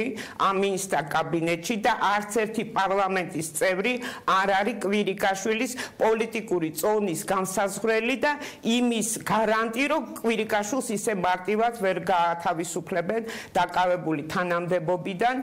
დიახ, კვირიკაშვილი ეს თანამდებობა არის დამოკიდებული ბატონ ბიძინა ივანიშვილზე და ვერც ერთი მინისტრი ვერ შეწინააღმდეგება და ვერც გააძლიერებს და განამტკიცებს კვირიკაშვილის ყოფნას პრემიერ-მინისტრის თანამდებობაზე. რაც შეეხება მე ისიც ვთქვი, რომ ამ ეტაპზე რომ არ შეექმნებოდა საფრთხე გიორგი კვირიკაშვილს, მე ამაში ეჭვი არ მეპარებოდა. ნინო, თუ მაქვს დრო ცოტა ორი სიტყვით ავხსნი რატომ? იმიტომ რომ ჩვენ ვიცით რომ 2013 წლის მერე, როდესაც ბატონი ბიძინა ივანიშვილი წავიდა დაკავებული თანამდებობიდან ამ სახელმწიფოში არსებობს მართლობითი კრიზისი, რადგან სახელმწიფოში განხორციელებულია არაფორმალური მართლობა. არაფორმალური მართლობა ეს ნიშნავს სამართლებრივი დემოკრატიული სახელმწიფოს კრიზისს და ის რომ არსებობენ ინსტიტუტები და არსებობენ ადამიანები, რომელთაც ევალებათ გადაწყვეტილების მიღება, მათ ისინი არ იღებენ გადაწყვეტილებას, ვერ იღებენ გადაწყვეტილებას და ძალიან კმაყოფილებიც არიან იმით, რომ არ და ვერ იღებენ გადაწყვეტილებას. ეს არის მართლობითი კრიზისი და ეს აისახება თითოეული ჩვენი მოქალაქის ცხოვრებაზე. მაგრამ ამის მიუხედავად, რა თქმა უნდა, პიროვნული თვისებები მაინც მნიშვნელოვანია პრემიერ-მინისტრის. ღარიბაშვილთან შედარებით, რომელიც ашკარად იყო სრულად ფაშისტური განწყობების დამამკვიდრებელი და საერთოდ არ იცოდა რა იყო სამართლებრივი სახელმწიფო და დასავლური ღირებულებები, გიორგი კვირიკაშვილი იყო ადამიანი, რომელიც გამოირჩეოდა გარდა იმისა, რომ არაფორმალური მართლობას რა თქმა უნდა ემორჩილებოდა, გამოირჩეოდა როგორც კორექტულობით, ასევე პროდასავლურობით. ამით იყო გამორჩეული და ორივე ეს მისი იმიჯის შემადგენელი ნაწილი გაბათილდა ბოლო 4 თვის განმავლობაში. ერთი რომ იგი ისე გამოვიდა წონასწორობიდან და აქ ჩემი თეორია მაქვს რატო გამოვიდა წონასწორობიდან, რომ გადავიდა პირდაპირ გინებაზე და დაიმსხვრა მისი კორექტული გიორგი კვირიკაშვილის მითი და მეორე დაწერა წერილი, კრემლში გაგზავნა წერილი საკუთარი ხელმოწერით, რომელიც იყო ашკარად პრორუსული, ანტიდასავლური და დამოუკიდებელი დემოკრატიული საქართველოს წინააღმდეგ მიმართული წერილი და ბოლო ფრაზას ვიტყვი, ნინო, დიახ, აი ეს სისტემა, მართლობის ეს სისტემა არ უშვებს დამოუკიდებელ ინსტიტუტებს, არ უშვებს დამოუკიდებელ ძლიერ პოლიტიკოსებს და არ უშვებს ადამიანს, რომელსაც აქვს საკუთარი რეპუტაცია. ასე რომ დღევანდელი გიორგი კვირიკაშვილი ამ მართლობითი სისტემისთვის არავითარი შემაფერხებელი ფაქტორი არ არის, მეც ვიტყვი, რომ ამით რომელიც იყო მისი პიროვნული კრიზისი, ეს ორივე მომენტი მან გაიხანგძლива ამ თანამდებობაზე ყოფნა, ოღონდ რამდენი ხნით გაიმახანგძლива. არ ვიცით, ასე რომ მისი ეს განცხადება, რომ კიდე რამდენიმე წელი ვიქნები, ესეც რა თქმა უნდა არ არის სერიოზული, რადგან არც მან, არც ქართული ოცნების არც ერთმა დეპუტატმა არ იცის ხვალ რას გადაწყვეტ ივანიშვილი და რამდენი ხანი დარჩება თანამდებობაზე კვირიკაშვილი. აი ბატონ დავით, როდესაც ოცნების ნაწილი უჩივის იმას, რომ ბოკერიას გუნდთან თანამშრომლობს ვიღაც მათი რომელიღაც ნაწილი, რაღაც ასე იკითხება, ხომ? ფიქრობ თუ არა, რომ ევროპულმა საქართველომ გარკვეულწილად დაიკავა ის როლი, რაც თქვათ რესპუბლიკელებს ჰქონდათ ივანიშვილის გარემოცვაში და თავის დროზე თქვათ თავისუფალ დემოკრატებსაც თქვენამდე. ამისოდ ევროპული საქართველო მაშინ უნდა შევიდეს ქართულ ოცნების კოალიციაში. კი ბატონო, გასაგებია, თუმცა ეს ასე არ არის, მაგრამ შეიძლება რომ რაზე საუბრობს აბა ის ნაწილი, ვინც ამას უჩივის, ვინც ამაზე შფოთავს. მე მოგახსენებთ დაახლოებით რაზე საუბარი, ხა დავიწყებ ცოტა შორიდან. თქვენ თუ დააკვირდებოდეთ, იგივე ბატონი გედი ფოფხაძეს ხვევით, ვინც გამოვიდნენ მკვეთრად ნინია კაკაბაძის ასე ვთქვათ, კანდიდატურის წინააღმდეგ და ჩვენ თუ სოციალურ ქსელებს გადავხედავთ და Facebook-ს გადავხედავთ, მაგალითად ხელისუფლების ხარდამჭერთა და ისეთი ვინც ცნობილია ის ხალხი, ვინც აი ძალიან გულხურვალებ ხარდამჭერია. ხელისუფლების ლამის ისტერიკაშია და ლაპარაკობენ როგორ ფასეულობები, ღირებულებები არაფერს არ ნიშნავს. მე ძალიან დიდ ბოდიში მინდა მოვიხადო იგივე ბატონ გედისაც მინდა ვკითხო და აგერ ბატონი პაპუაშვილი იქნება ეს თუ ბატონი გეგიძე. კი მაგრამ აი ნინია კაკაბაძის ფასეულობებს რას უწუნებთ? ძალიან მაინტერესებს რა. რითი ხარ თქვენ ნინია კაკაბაძე? რას ჭირს ნინია კაკაბაძის გედი ფოფხაძის დასაწუნე? აი ძალიან მარტივად. მან თქვა ძალიან კონკრეტული რაღაც. ძალიან კონკრეტული. მოდიში და უკაცრავად თქვა უილი ჯერესეთი რომ ნინია კაკაბაძე თუმე აგინებს პატრიარქს. პატრიარქის მაგინებელია. თუ ბატონი გედი ფოფხაძე ეძახის პატრიარქის კრიტიკას და საპატრიარქოს კრიტიკას, გინებას, ეს მისინება ჩვენც ვაკრიტიკებთ საპატრიარქოს და ბევრი ადამიანი აკრიტიკებს და ფიქრობ რომ თუ ჩვენ გვინდა ნორმალური ქვეყანა, კრიტიკა და კრიტიკისგან დაცული არავინ არ უნდა იყოს და ხელშეუხებელი პიროვნება ის ვერ გააკრიტიკო იმიტომ რომ საზოგადოების დიდი ნაწილი ასე ვთქვათ პატივისცემით სარგებლობს ეს არ ვიცი რა შეჯდება არაფერში არ შეჯდება ვერცეთ არაკორექტულ და რაღაცა გინება რასაც შეიძლება იწოდოს ნინია კაკაბაძის და თუნდაც ხვების ციტატიკა ვერ მოიყვანს ვეზბოდონი გედი ფუფხაძე ვერავინ და ის ხო საერთოდ გასაოცარია რომ ნინია კაკაბაძე ზაბრალებენ ნაცობას, ნაციონალობას. სხვადასხვა ნაციონალურ მოძრაობა დღეს არ იყო საერთოდ ნინია კაკაბაძე კენჭი როდესაც ესეც დაბნეულია ამაზე დაიბნეს ოცნების ის ნაწილი რომ როგორ ეს რანაირად კაცო ნაციონალს უყრიდნენ კენჭს და ნაციონალები არ იყვნენ ვერ გაიგეს მოკლედ რა მოხდა. აქ საქმეც ის არის რომ ისინი ნაც რას ეძახიან ნაციონალს რას ეძახიან. ნინია კაკაბაძე ხა ნაციონალური მოძრაობის დროს მე ძალიან კარგად მახსოვს მისი პოზიცია 7 ნოემბერს ძალიან კარგად 26 მაისს მისი პოზიცია ძალიან კარგად მახსოვს ფოტოგრაფების საქმეზე გირგულიანის საქმეზეც მახსოვს მისი პოზიცია ძალიან კარგად და ბევრ საქმეზე მახსოვს მისი პოზიცია ხმამაღლა გამოთქმული როდესაც ძალიან ბევრი ახლა ვინც მიცინააღმდეგ რაღაცა ფასეულობებზე ლაპარაკობს მისი ხმა არ გამიგია და წუნტი არ გამიგია არასდროს ელემენტარულად მაგრამ ყოფილა შემთხვევები რომ მაგალითად იგივე ნინია კაკაბაძეს მეც არ დავთანხმები ვარ ქონია ჩვენ რაღაცაში უთანხმება მაგრამ იმის თქმა რომ ნინია კაკაბაძე არა აქვს ძალიან მყარი ფასეულობების დამოუკიდებელი კრიტიკულად მოაზროვნე ადამიანი რომელსაც შეიძლება ეთანხმებოდე არ ეთანხმებოდე მაგრამ ეს არის პიროვნება რომელსაც აქვს თავისი აზრი ასეთი ადამიანის აუცილებელიც კია საზოგადოებრივი მაუწყებლის ბორჩი იყოს იგივე საზოგადოებრივი მაუწყებლის ძველი პერიპეტიებიც რო გავიხსენოთ იქაც ძალიან პრინციპული პოზიციები ქონდა ნინია კაკაბაძეს ასე რომ ეხა რა პასეულობას იწვევდა მე დიდი ეჭვება და რატო რა შუაში აგან ბოკერია ან ვიღაც სხვა მე დიდი ეჭვება აქვს რომ იგივე ნინია კაკაბაძე იგივე ბოკერიას იგივე რესპუბლიკელებს ჩვენ სხვადასხვა და თავისუფალმა დემოკრატებმაც ძალიან ღიად დაუჭირეთ ნინია კაკაბაძის კანდიდატურას ხარი სპეციალური განცხადებით ორივე პარტიამ ცალ-ცალკე ჩვენ რესპუბლიკელებმა პირდაპირ თქვით რომ ხარდაჭერა უნდა გამოუცხადოს და ასევე პირდაპირ განაცხადეს ამის თაობაზე თავისუფალმა დემოკრატებმაც და ერთი ძალიან მაინტერესებს რა ფასეულობებს დამიწუნებს ვინმე რა ერთი მაგათგან გამოვიდნენ და ილაპარაკონ რაზე გველაპარაკებიან საერთოდ ესე სასაცილოც არ არის პროცესა. მათთვის რა არის იცით მთელი უბედურება, რომ ისინი კარგად ხვდებიან ის რაც არის პროდასავლურობა, ის რაც შედის ქართული დემოკრატიული სახელმწიფოებრიობის შენებისთვის, ის მენტალობა რაც გამორიცხავს აი ამ რაც ძველ 90-იანი წლების საბჭოთა პერიოდიდან მოყოლებულ რაც ნეპოტისტურ რაღაცა კაი ბიჭურ, ნახევრად კრიმინალურ, ნახევრად რაღაც ფსევდო რელიგიურ რაღაცა ესეთ მენტალობის რაღაც ასეთ ნაზავს, რომელიც დღემდე გვაწევს ჩვენ დიდ ტვირთად და დღემდე ქვეყნისთვის სერიოზული პრობლემა და აქცეული, აი ამის საფრთხეს ხედავენ ისინი ისეთ პიროვნებებში, როგორიც არის ნინია კაკაბაძეს და არ ქმევენ მე მოკერიას სახელს და მოკერიების სახელს, იმიტომ რომ მიაჩნიათ რომ მოკერია არაა პოპულარული და თუ ყველას დაუძახებენ მოკერიას, ყველას დაუძახებენ სააკაშვილს, ყველას დაუძახებენ ნაციონალს, ამით ესე გაშავდება ის ადამიანი მომენტალურად. ეს ასე არ არის, მათ ეშინიათ თანამედროვე სეკულარული პროგრესული, განვითარებაზე ორიენტირებული, დემოკრატიულ, მრავალფეროვან საქართველოსზე ორიენტირებული, ადამიანის უფლებებზე ორიენტირებული საქართველოს. მათ უნდათ ისეთი საქართველოს, სადაც თვითონ იქნებიან ფიგურები და ძალიან დიდი ბოდიში დემოკრატიულ, განვითარებულ და იმ საქართველოს, რომელიც ჩვენ ყველას გვინდა, გედი ფოფხაძე ვერაზდოს ვერ იდგება ნინია კაკაბაძეზე წინ და მაღლა. ასე იქნება. თუ გვინდა ჩვენ ჩვენი შვილებისთვის ნორმალური მომავალი. ისეთი ხალხი. ამიტომ რა თქმა უნდა მათ ეს ეშინიათ. ძალიან კარგია რომ ეშინიათ.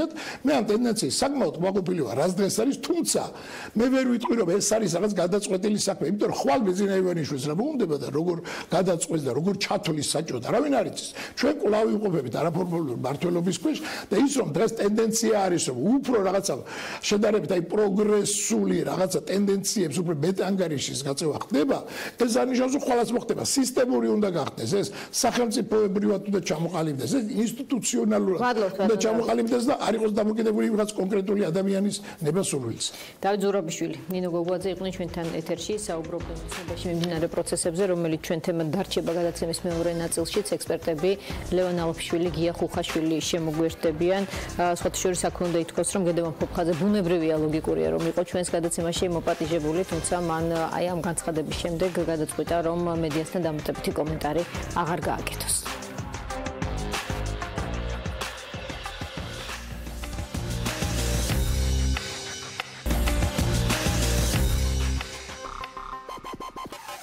ჩვენ დავბრუნდით ეთერში ექსპერტებთან ერთად ლევან ალაფშვილი, გია ხუხაშვილი ჩვენ სტუდიაში. მადლობა ბატონებო, მადლობა რომ მობრძანდით ჩვენთან. ბატონო გია, ჩვენ ვხედავთ რაღაცა ნიშნებს კრიზისის ოცნებაში საპარლამენტო გუნდში და ამისი პირველი ნიშანი მოგცვა გედევან ფოფხაძემ, რომელიც დამატებით განმარტებებს არ აკეთებს, მაგრამ ყოველ შემთხვევაში ამ დროისთვის მას ასე აქვს ნათქვამი, რომ გადაწყვეტილება მიღებულია და ის წასულია ოცნებიდან. რისი ნიშანია ეს? მე ხა არ დავიწყებდი განზოგადებას, არც იმას ვფიქრობ, რომ მის მიერ დასახელებული მიზეზი რეალურია. მე ვფიქრობ, მან უბრალოდ რაღაც საბაბად მოიგონა ეს თემა, თორე ხა სადაც ადამიანი იმას იტანს, რომ კადეიშვილის კუდები გვერდზე უზის და სასამართლოში კოლექტიური მურუსიძე უზის, ხო, ეხა ნინია კაკაბაძის ვერატანა, ეს არასერიოზულია, ხო?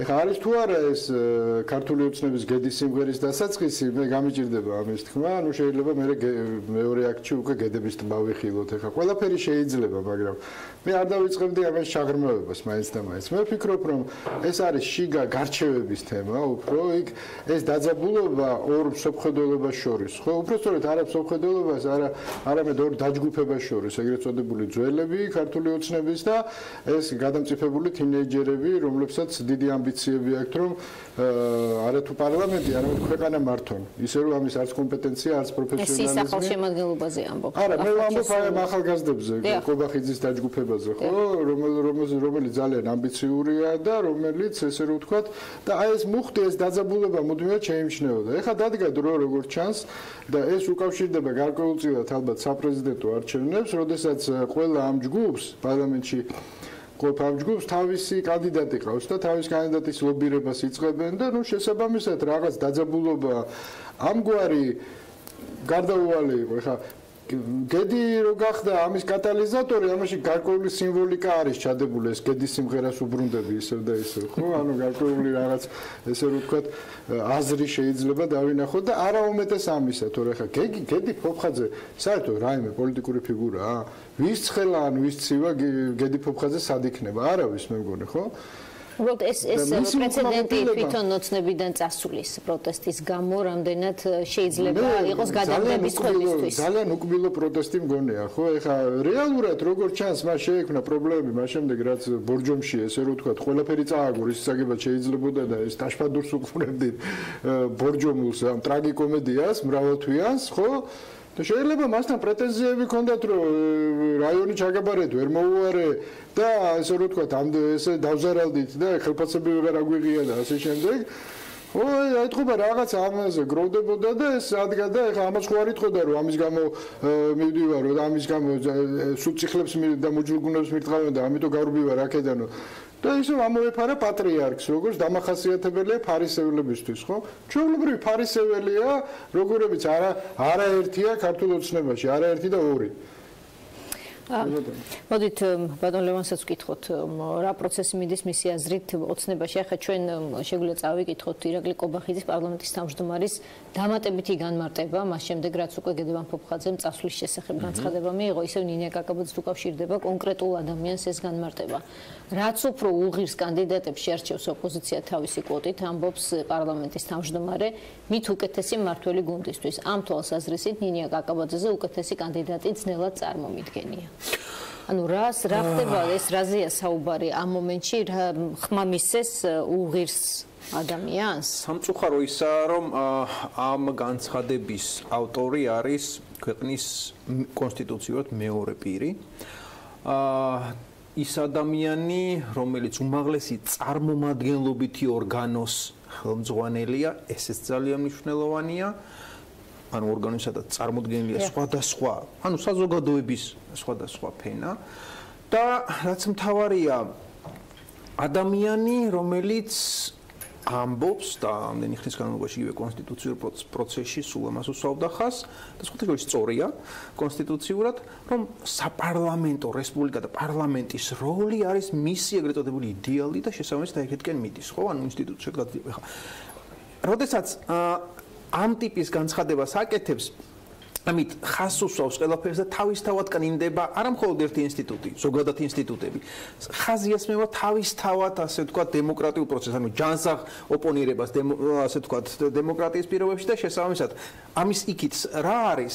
ეს ძნელი წარმოსადგენი არ უნდა იყოს. მე იმედი მაქვს, რომ ესეთი რამ არ განმეორდება და პირველ რიგში საკუთარ ღირსებას და ინსტიტუციურად პარლამენტის თავმჯდომარის ღირსებას გაუქმდება. შეეხება პროცესს, აი ჩვენ კიდევ ერთ წარმომადგენელს მოусმინეთ ცოტა ხნის წინ ბიძინა გეგიძეს და თქვა რომ მისი ვთქვათ ფრაქციის ნაწილი რამდენიმე წევრი რომელიც რაღაცებს აპროტესტებს ჯერჯერობით მსგავს არაფერზე იფიქრებს თუმცა როგორც ჩანს ამაზე საუბრები მიდის ხომ შიგნით ბუნებრივია მე მინდა თქვენთან ერთად გავიხსენო ჩვენი არც თუ დიდი სახელმწიფოებრიობის განვითარების ისტორია საპარლამენტო ცხოვრება მაქვს პირველ რიგში მხედველობაში და მასთან დაკავშირებული პოლიტიკური პროცესი ეს სიღრმისეულ ანალიზში არ შევალ ერთს გაგახსენებთ ორ საპარლამენტო ვადაზე მეტი არც ერთ ლიდერს და მასზე მიბმულ პოლიტიკურ პარტიას თორე პოლიტიკური გაერთიანებები ხო არის საქართველოში არ უარსებია არც ორნაძის დროს არც სააკაშვილის დროს ეხლა ზუსტად მეორე ვადა ეს საპარლამენტო ვადა არის მეორე ვადა გამოცნობადია რომ რეალურად ეს პროცესები იქნებოდა ვთქვი სხვათა შორის საპარლამენტო არჩევნებისგან მალევე და ბუნებრივია სასტარტო პოზიციებს 2020-თვის დღესვე ასე ვთქვათ იკავებენ ძირითადი ფიგურები. თუმცა ივანიშვილმა მონიშნა 2030 თუ გახსოვთ თქვენ ალბათ ეს თარიღი გახსოვთ და თქვა რომ მანამდე რეალურია მისი პარტიის არჩენა ხელისუფლებაში. რაზე თulis ის როგორ ფიქრობთ? აი დისტანცირებული ყოფილი პრემიერი რომელიც ფაქტია რომ ისე დონეზეა ჩართული პროცესში რომ ახლა დაჭირდა საქმეს როგორც ამაზე ვისაუბროთ და ინფრასტრუქტურის სამინისტროში უცებ გაჩნდა მისი ორი კადრი. მანამდე მშვიდად ყოფმა უпроსორად რაღაც მდგომარეობაში ყოფმა კვირიკაშვილმა რაღაც ამ ფაქტთან ერთად თქვა რომ ის მინიმუმ რამდენიმე წელი რჩება ხელისუფლებაში. აი რა პროცესთან გვაქვს საქმე მისი ჩართულობით. აქ სხვა შემთხვევა ხო არ არის შემთხვევით იმეებისგან განსხვავებული რაზეც თქვენ საუბრობთ. ერთი საინტერესო დაკვირვება აქ არ არის. ნუ კვირიკაშვილი ცდილობს შენარჩუნებს ანუ ეს რა ქვია ზედაპირზე რომ იყოს ყოველ შემთხვევაში პოლიტიკურად აქტუალური ახლა ვიღაცისთვის რომ ვიღაც ჯგუფისთვის მიმზიდველი თორე რეალურად იგი ლიდერად თავრობის შიგნით, ანუ გადაწყვეტილების მიღებ ლიდერად პარლამენტში, პოლიტიკურ პარტიაში რომ ვერ იქცა სამწუხაროდ, ინსტიტუციურად არ არის სხვათა შორის ეს კარგი, ეს სახეზია. რაც შეეხება ბოლო პერიოდის ჩემის აზრით ძალიან მნიშვნელოვან გადაწყვეტილებებს და პირველ რიგში, რა თქმა უნდა, მსხვილესი იყო სწორედ რეგიონის განვითარების სამინისტროში განხორციელებული ცვლილება. მოულოდნელი სხვათა შორის, ხო? გაგახსენებთ, რომ წინა პრემიერიც ჟარგონზე ვიტყვი, სწორედ ამ სამინისტროზე აცურდა. ხო, გვახსოვს თემები, შესაბამისად, მათ შორის ფინანსურ დარღვევებთან დაკავშირებით, როგორც ჩანს და ფაქტი ესეა, მე ვფიქრობ, ინსტიტუციურად ეგ არაფერი არ შეცვლილა, უყურეს და შესაბამისად, არ ვიცი, ბიძინა ივანიშვილია თუ არ ვიცი, ალბათობის მაღალი ხარისხით შესაძლოა ის მართლაც იყოს, აიღო პასუხისმგებლობა მან და მისმა ჯგუფმა, უშუალო ძალიან ახლო გარემოცვამ, რომელიც უნდა აღნიშნო აუცილებლად, რომ ის წარმომადგენელი ქალბატონი მაიას საკმაოდ მაღალი პროფესიონალია და ვაფასებ. ძალიან პიროვნულადაც ისეთი კონსტრუქციულია, პრინციპულიცა. ანუ ნახეთ, უმსხვილეს საბიუჯეტო არხებზე. ეს არის სოციალური და ჯანდაცვა და რეგიონული განვითარება. ჯამურად დაახლოებით 6 მილიარდამდეა საუბარი, ბიუჯეტის ნახევარზე მეტი, ან ნახევარი კი ბატონო ესეც იყოს, სადაც ყველაზე მეტი შესაძლო რისკები, კორუფციული რისკები შეიძლება არსებობდეს, ძალიან მიუახლოვდა მის გარემოცვას. არ ვიცი, უშუალოდ თვითონ იქნება, თუ არ იქნება ჩართული ფორმალურად.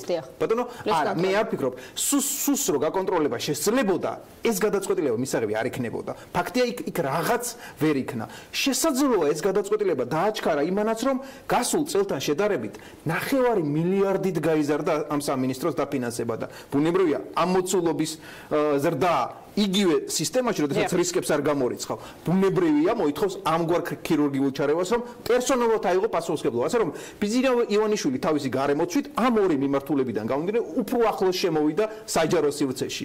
ნუ პრემიერობამდე ჯერ ასე ვთქვათ შორია, მე ვფიქრობ, იგი ამ პოზიციაზე არ დაბრუნდება, მაგრამ პროცესებზე უშუალო ასე ვთქვათ პასუხისმგებლობას, რა თქმა უნდა, მის კონტროლი გადაიბარა.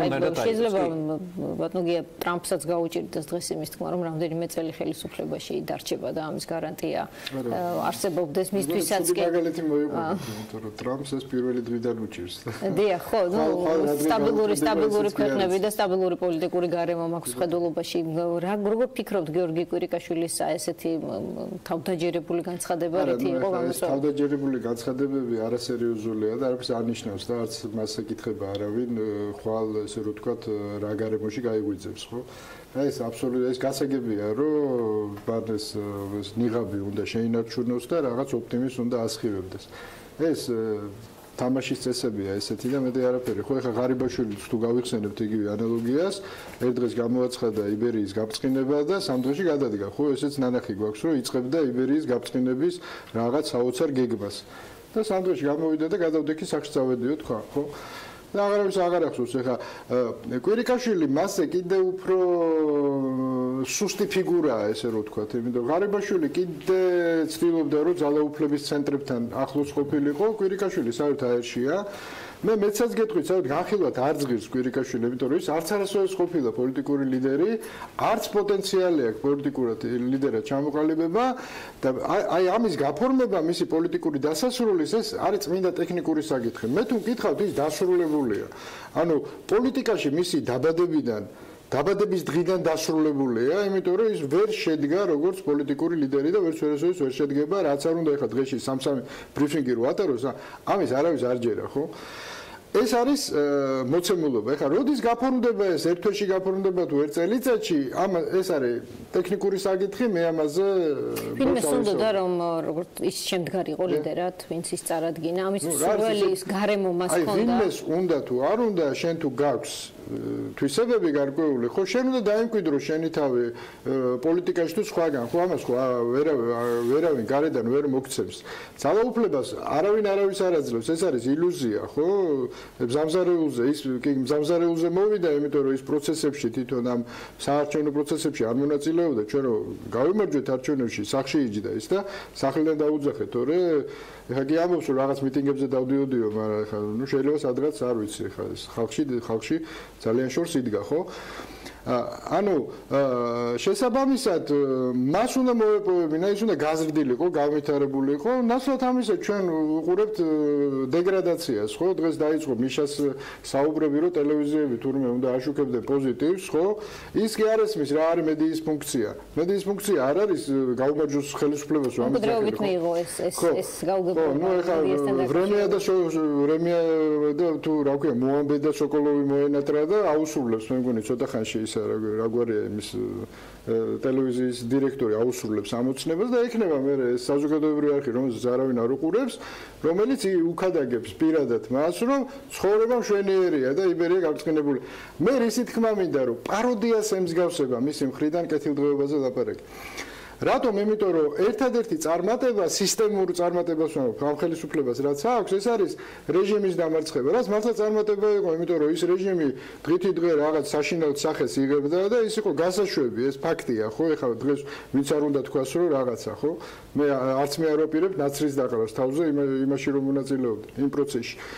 მაგრამ საბოლოო ჯამში რა არის მისი წარმატება? რა სისტემური ერთი დაასახელონ ხო ჯიხურში რომ მიდის და ლენც რო ჭრის 30 კაცს რო ასაქმებს ამას ეძახის წარმატებას ხო ინდიკატორი არის არა ციფრები და სტატისტიკა მთავარი ინდიკატორი არის მაცივარი ადამიანისთვის ხო რეალობა როგორია რომ სოციალური სტატუსი კონკრეტული ადამიანის დაქვეით და რატომ დაქვეით და ამის ძალიან მარტივი ინდიკაცია არსებობს ეკონომისტობა არ უნდა ხო 2012 წლიდან დღემდე სამხარებლო კალათი დამძიმდა თუნდაც ლარის გაუფასურების კვალდაკვალ და შემოსავლების ინდექსაცია არ მოხდა, ანუ შემოსავლები არ გაზრდილა. თუ შემოსავლები არ გაზრდილა და ცხოვრება გაძვირდა, გასაგებია რომ საშუალო ქართველი კი არ ესე რომ ვთქვათ, გამდიდრდა, არამედ გაღარიბდა.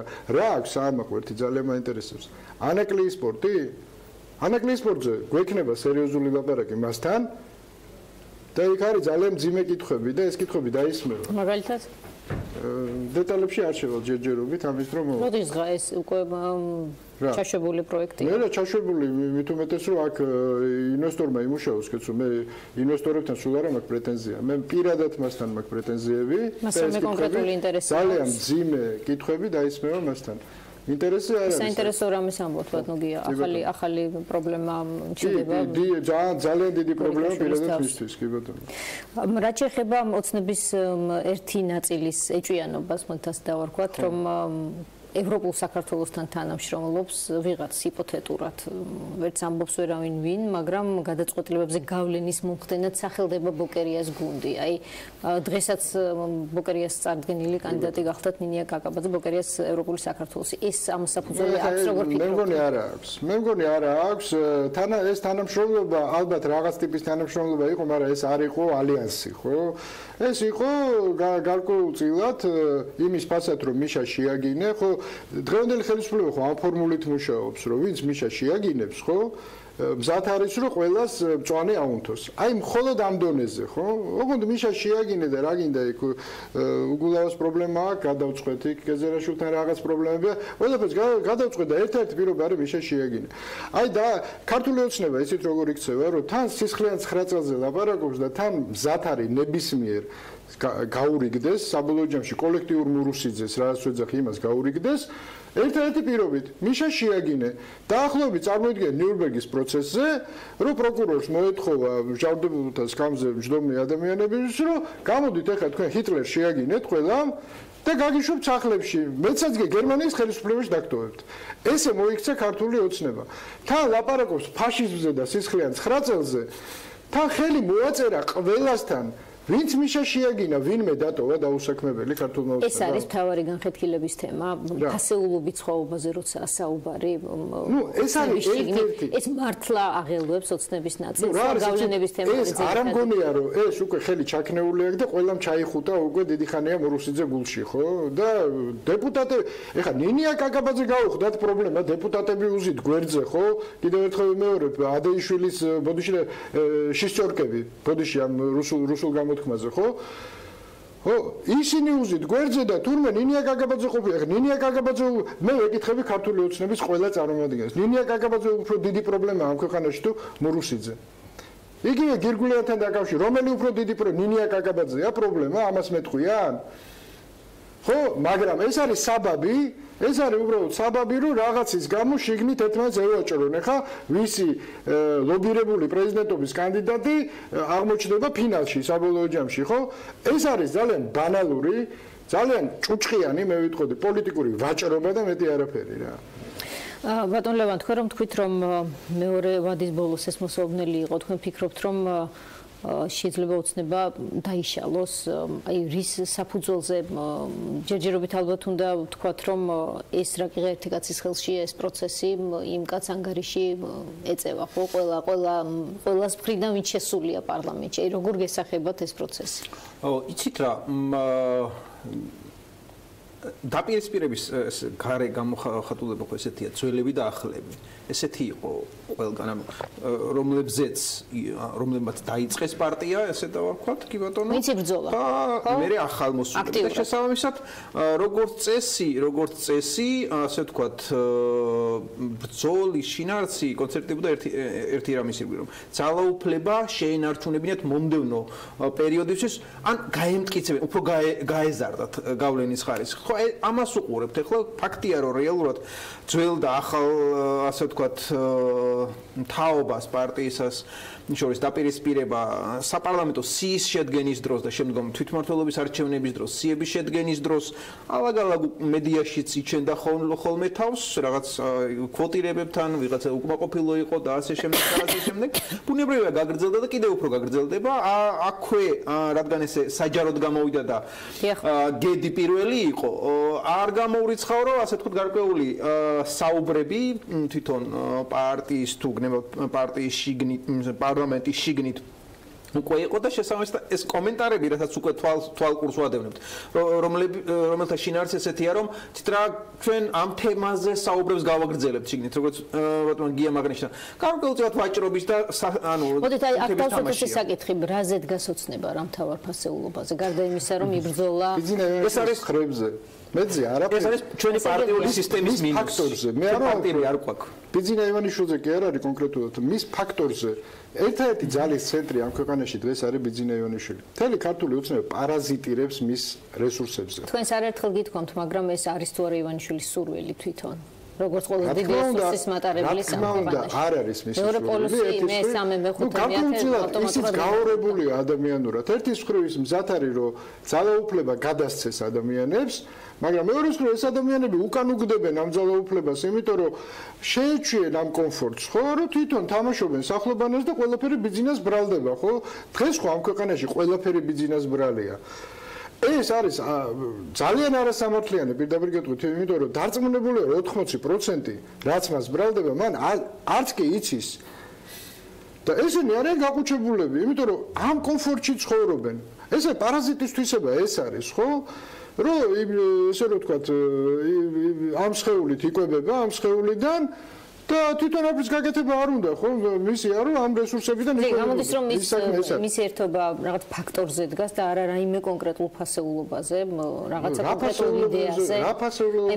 რაღაც თემაზე, რომელიც აქვს ამოსახსნელი, მოსაგვარებელი, მოსაწესრიგებელი. არის მოქალაქეთა კავშირის ტიპის ორგანიზაცია, რომელსაც არანაირ ფასეულობებზე არ დგას, კაცო. იქ ფასეულობების, ესე რომ ვთქვათ, კალეიდოსკოპია ხო იქ ვისაც არ უნდა სხვა ფასეულობებზე არაფერი არ აერთიანებს ძალაუფლების ბიძინა ივანიშვილის მხრებზე ადგილის მოზომვის გარდა ამ ხალხს არაფერი არ აი მითხარით თქვენ ახლა შიგა პოლემიკა აი რა აერთიანებს ირაკლი კობახიძეს და ნუკრი ქანთარიას რომელი ფასეულობად ივანიშვილმა უნდა იცოდეს ახან მისი გუნდია არც ივანიშვილმა არ იცის და არც სვავს საერთოდ ამ კითხვას ეს თქვენ სვავთ ამ კითხვას ის ამ კითხვას არ სვავს ხო ის ამას სხვა პრიზმაში უყურებს, არ უყურებს ფასეულობების პრიზმაში. როგორ პრიზმაში, რომ ეს გუნდია, რომელიც ჭირდება?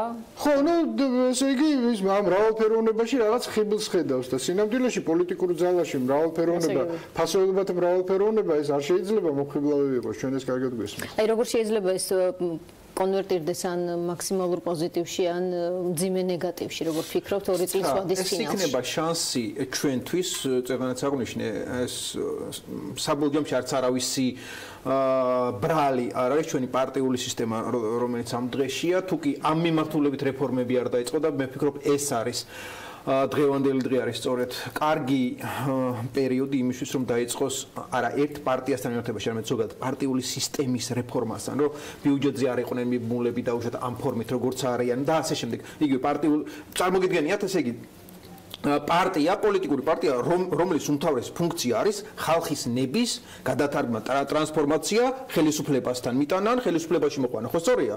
და წარმოგიდგენიათ ამ პირობებში, ასე ვთქვათ, კავშირი ამომრჩეველთან არ არსებობს, ხო? მეცაც გეტყვით, ანუ დემოკრატიას გვპირდება პარტია, რომელსაც შიდა პარტიული დემოკრატია არ აქვს. მაგალითად გეტყვით აქვს დღეს როგორი ის მოხდა შიდა პარტიული დემოკრატია ეხლავე გეტყვით მაგალითად იგივე თვითმმართველობისგან საპარლამენტო არჩევნების დროს პარტიის წევრებს რო ვკითხოთ იცნობენ თუ არა რომელს და კითხეს თუ არა რომ ისინი უნდა ყოფილიყვნენ მაჟორიტარობის კანდიდატები ან პარტიულ სიაში უნდა ყოფილიყვნენ დარწმუნებული ვარ დიდი ნაწილი და არა მხოლოდ მართლ პოლიტიკურ ძალაზე ამ შემთხვევაში მართლ პოლიტიკური ძალა არის ცალკე ფენომენი საქართველოში როგორც წესი სახელისუფლებო პარტიები ყალიბდება ხოლმე თორე სხვაგანაც ანალოგიურია და იგივე ნაციონალურ მოძრაობაში რას ვაკვირდებით ბოლო პერიოდის განმავლობაში რასთან დაკავშირებულია უმთავრესი დაპირისპირება სწორედ აი ამ დაგორ საკითხი 4 ნაწილად დაიშალა ხო 2012 წლის არჩევნების შემდგომ ზუსტად შეიძლება არ ვამბობ, მაგრამ ყოველ შემთხვევაში შესწია, გაიარეს ეს კრიზისი.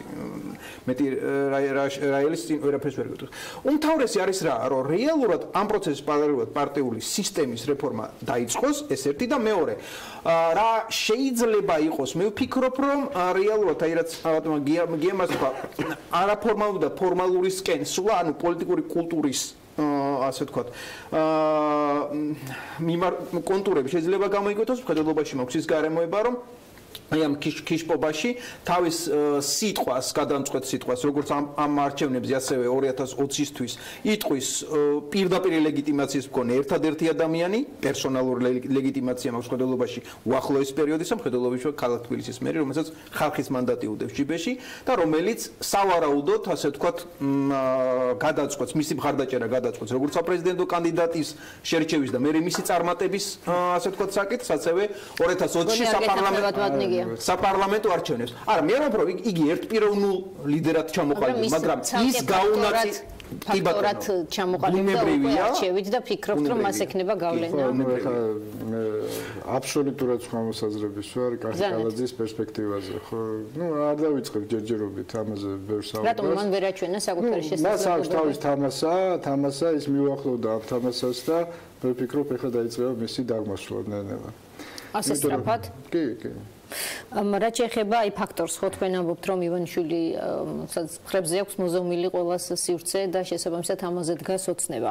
ფაქტია, რომ ივანიშვილის პარტია თუ გაწერია, მაჟორიტარის სულუცნობით რომ ხარხმებს იღებდა, ეს ტრადიციად დამკვიდრდა ბოლო არჩევნებში. აი მომდევნო არჩევნებში ეს სქემა იმუშავებს თუ არა რადიკალური ცვლილებების გარეშე. რომ წარმატებას მიაღწიო, რაღაც ძალის ცენტრს უნდა წარმოადგენდა. ხო, დღეს ქვეყანაში არის ერთადერთი ძალის ცენტრი. ხო? პერსონა ძალის ცენტრი მე არ ამაქვს ეხა იქ არჩეული, ეხა კახიკალაძეც რო აირჩიეს, ესეც მისი აქტივი არ არის, მაინც და მაინც ეხა ესე ნუ წარმოვიდგენთ, ხო? კახიკალაძემ თბილისში აიღო ნაკლები ხმა, ვიდრე პარტია ქართულმა ოცნებამ. ეს პარტიის დათამაშები იყოს შეგნებულად, რომ კახიკალაძეს და ნახეს რაღაც მე ესე ვფიქრობ. თუ ადამიანს შეუძლიათ ესე ეთამაშონ, მაინც და მაინც იმაზე ეხა ფსონს ნუ ჩამოხვალთ რა. ხო?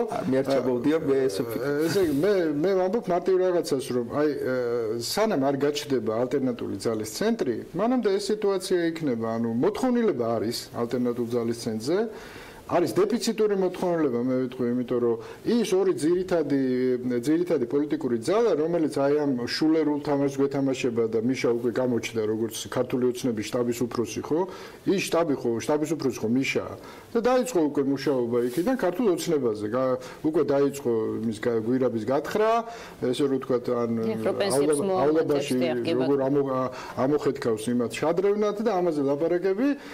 და აი ეს არის ეს შულერული თამაში, ანუ სიმბიოზად ჩამოყალიბდა ეს ორი პოლიტიკური ძალა, რომელიც ეცდება ეხლა რომ ისევ დატოვოს ქვეყანა ცუცსა და უარეშორის არჩევანის პირისპირ. ახალი ეს ამ ქვეყანაში არ არის, ასლანაბაში ჯერ შევარნაძე და ასლანაბაშიძე თამაშობდნენ ამ თამაშს, როდესაც არჩევნების წინ ვითომ რაღაც სეპარატისტული განწყობა ლამისო ეომებოდნენ ერთმანეთს, არჩევნების შემდეგ ისო თკბილად იჯდნენ, როგორც ეხაზიან პარლამენტში, ხო?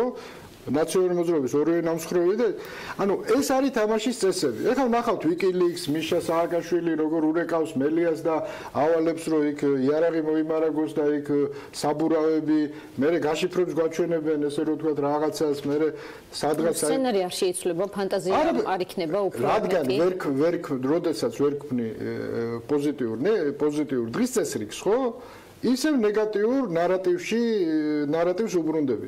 ქონდა ქართულ ოცნებას იმის სურვილი, რომ პოზიტიური ესე რომ დღის წესრიგი შეექმნა და ესე წასულიყო, მაგრამ არ გამოძდით ეს პოზიტივი და ისე უბრუნდებიან იმას, რაც ისწავლეს, ხო? ვერაფერი ვერ ისწავლეს, მაგრამ ეს ისწავლეს, როგორ შექმნა ბუა მიშასგან, ხო?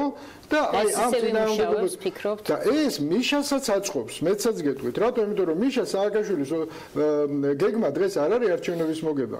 მიშას გეგმაა რომ შეინარჩუნოს მეორე მთავარი ოპოზიციური ძალის სტატუსი, ანუ კონსერვაციის მდგომარეობაში ამყოფოს სიტუაცია და დაელოდოს, როდის დაურიგებენ უკეთეს კარტს, რომ მერე შეეცადოს, ანუ მას უფრო გრძელვადიანი გეგმები. აი ეს არის ეს აი ბუნებაში არსებობს, ეს იმას კი ანიშნავს, რომ მათ ერთმანეთი უყვართ და შეთანხმებულად თამაშობენ. ასე გები ინტერესი ერთმანეთს ყვებავს. თუმცა ამ პროცესში საზოგადოება ვერ ამოიცნობს მისთვის სასურველ პერსპექტივას, მაგრამ გრადუსი, როდესაც იზრდება, ეხლა მე და თქვენ ამას ამოვიცნობ და ვართ იმდენად სტაბილური, ესე რომ ვთქვათ, ფსიქიკის ადამიანი, მაგრამ ობივატელის დონეზე, ხო, თითოეული აღმშენებლის დონეზე, როდესაც ვირტუალურ არმაგედონს მოუწყობენ, ხო? ის ობივატელი როგორ მშვიდობა იყოს და ჯანდაბას კი ბატონო არც ერთი მიყო მომწონს არც მეორე მაგრამ ებიჯო მშვიდობას ვაძლევ ხმას და ამიტომ წავალ ამას მივცემ ხმას ამას კიდე აი ამ ვითარებას ის უწყობს ხელს რომ დაარჩენი ოპოზიციაც ხო არა ღმერთს არ უქნია ხო ეხა რომ იყოს რაღაც თუნდაც ძალის ცენტრის ნუ თუნდაც მცირე გამოვლინება კიდე რაღაც პერსპექტივა იქნება და ისინი ამაზე უარესები არიან ამაში მთელი პოლიტიკური ელიტა მოკლედ ხელისუფლებიან ოპოზიციანად ერთ ჩვენი ერთ დღეს უნდა შევკრათ ესე და მტყვარში იქ არის მათი ადგილი ძიმე პერსპექტივა დახატეთ ამას სასეირო დამოც ცუდ სარუსულებს ტივზე ალბათ ხო არა მტყვარში ეხლა თქვა შურა ყველამიცის იმედია რა კარგით ჩვენ რამ ხომ არ იქნებოდა დასამატებელი პრინციპში ჩემი კითხვები ამოწერა ისე კარგად დავამთავრე რომ ვეღარაფერს ამატებს სპორტთან დაკავშირებით კი ბატონო მოდით ჩვენ დაველოდოთ მოვლენების განვითარებას არაერთხელ მოგიწევთ ეჭვი მაქვს ამ სტუდიაში მეც და ჩემი კოლეგებიც კიდევ ანალიზის გასაკეთებლად ასე რომ წინ საინტერესო წელი გვაქვს არჩევნო წელი ჩვენ დავბრუნდებით რეკლამის შემდეგ ნაბიჯი უკეთეს მომავლისკენ ასე ქვია სამშვიდობო ინიციატივას რომელიც დღეს პრემიერ-მინისტრმა გააცნო მთავრობას რას გულისხმობდა ის რეკლამის შემდეგ პოლიტმეტრში ქეთევან ციხელაშვილი იქნება სახელმწიფო მინისტრი შერიგების და სამოქალაქო ტრანსპორტის საკითხებში დროებით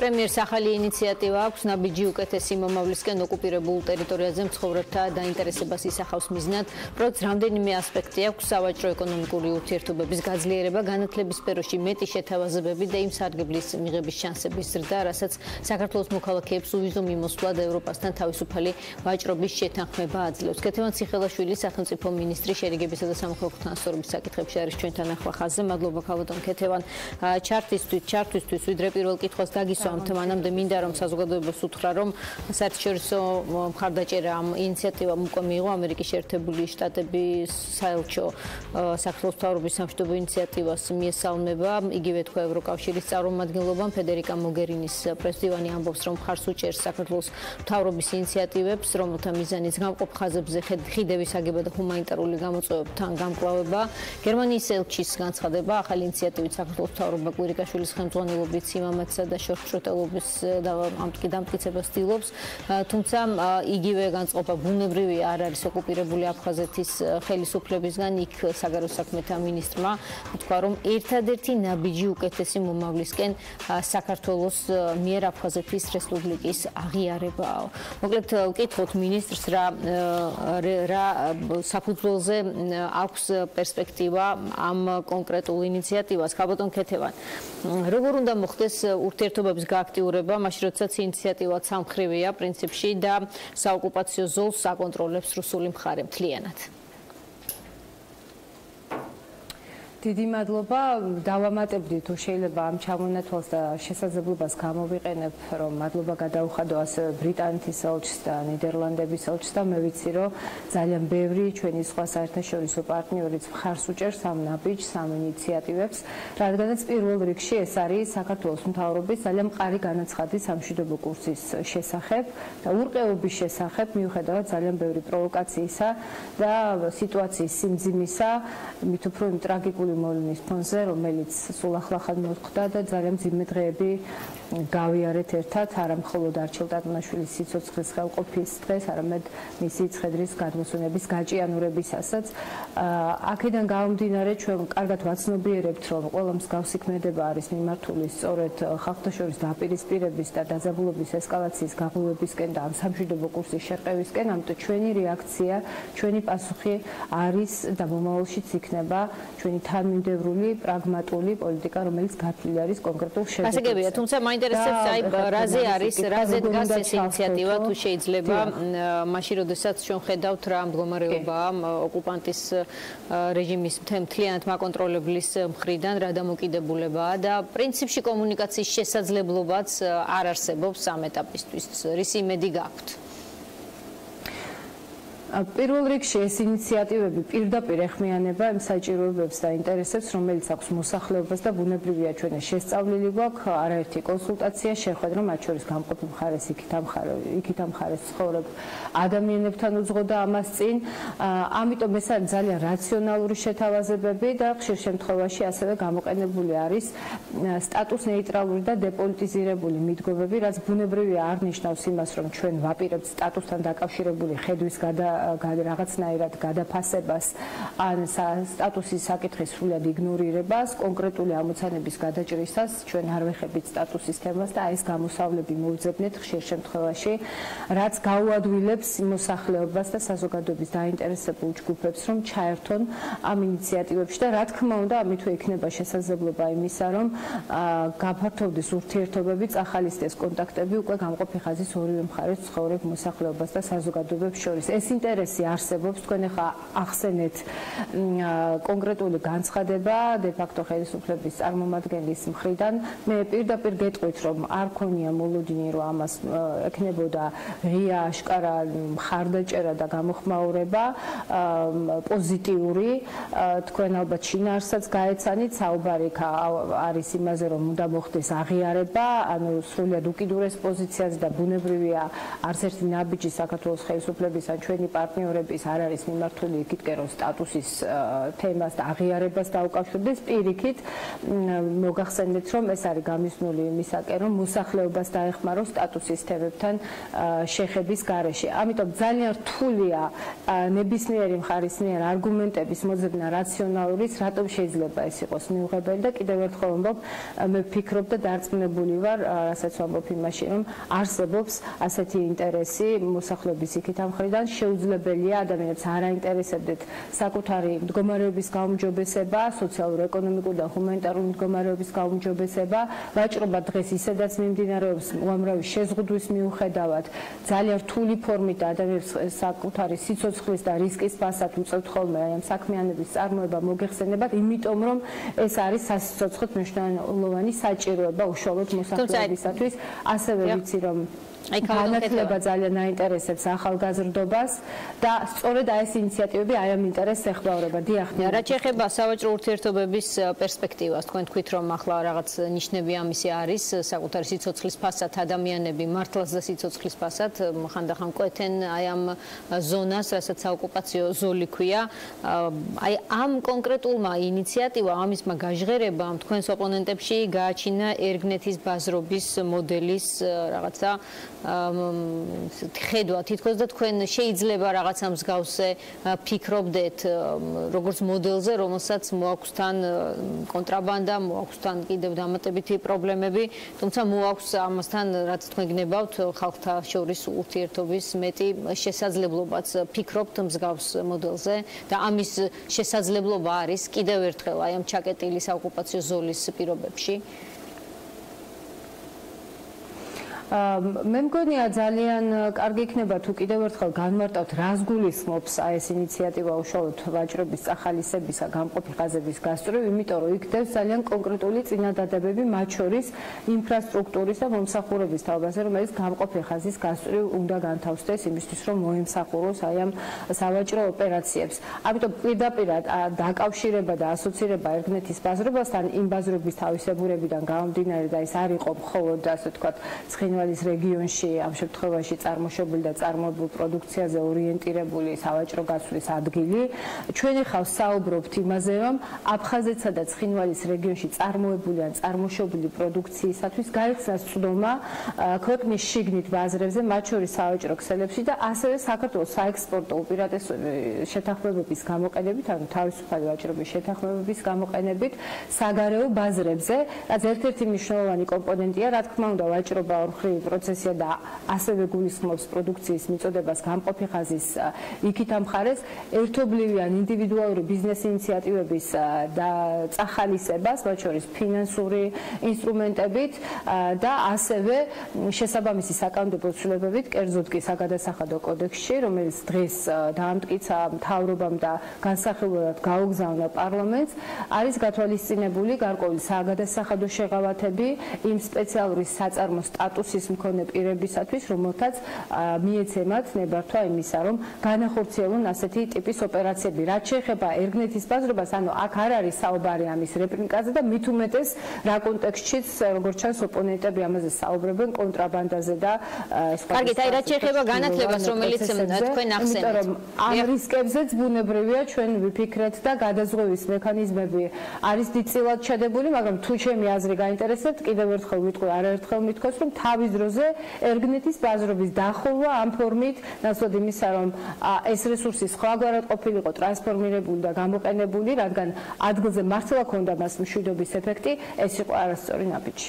რაც შეეხება განათლების თემას, ჩვენ ვიცით, რომ ვინც არის მსურველი, ახერხებს გადმოსვლას და საქართველოს ტერიტორიაზე, თბილისში, სხვადასხვა რეგიონში უმაღლესი განათლების მიღებას. ამას არანაირი შეფერხება არ აქვს.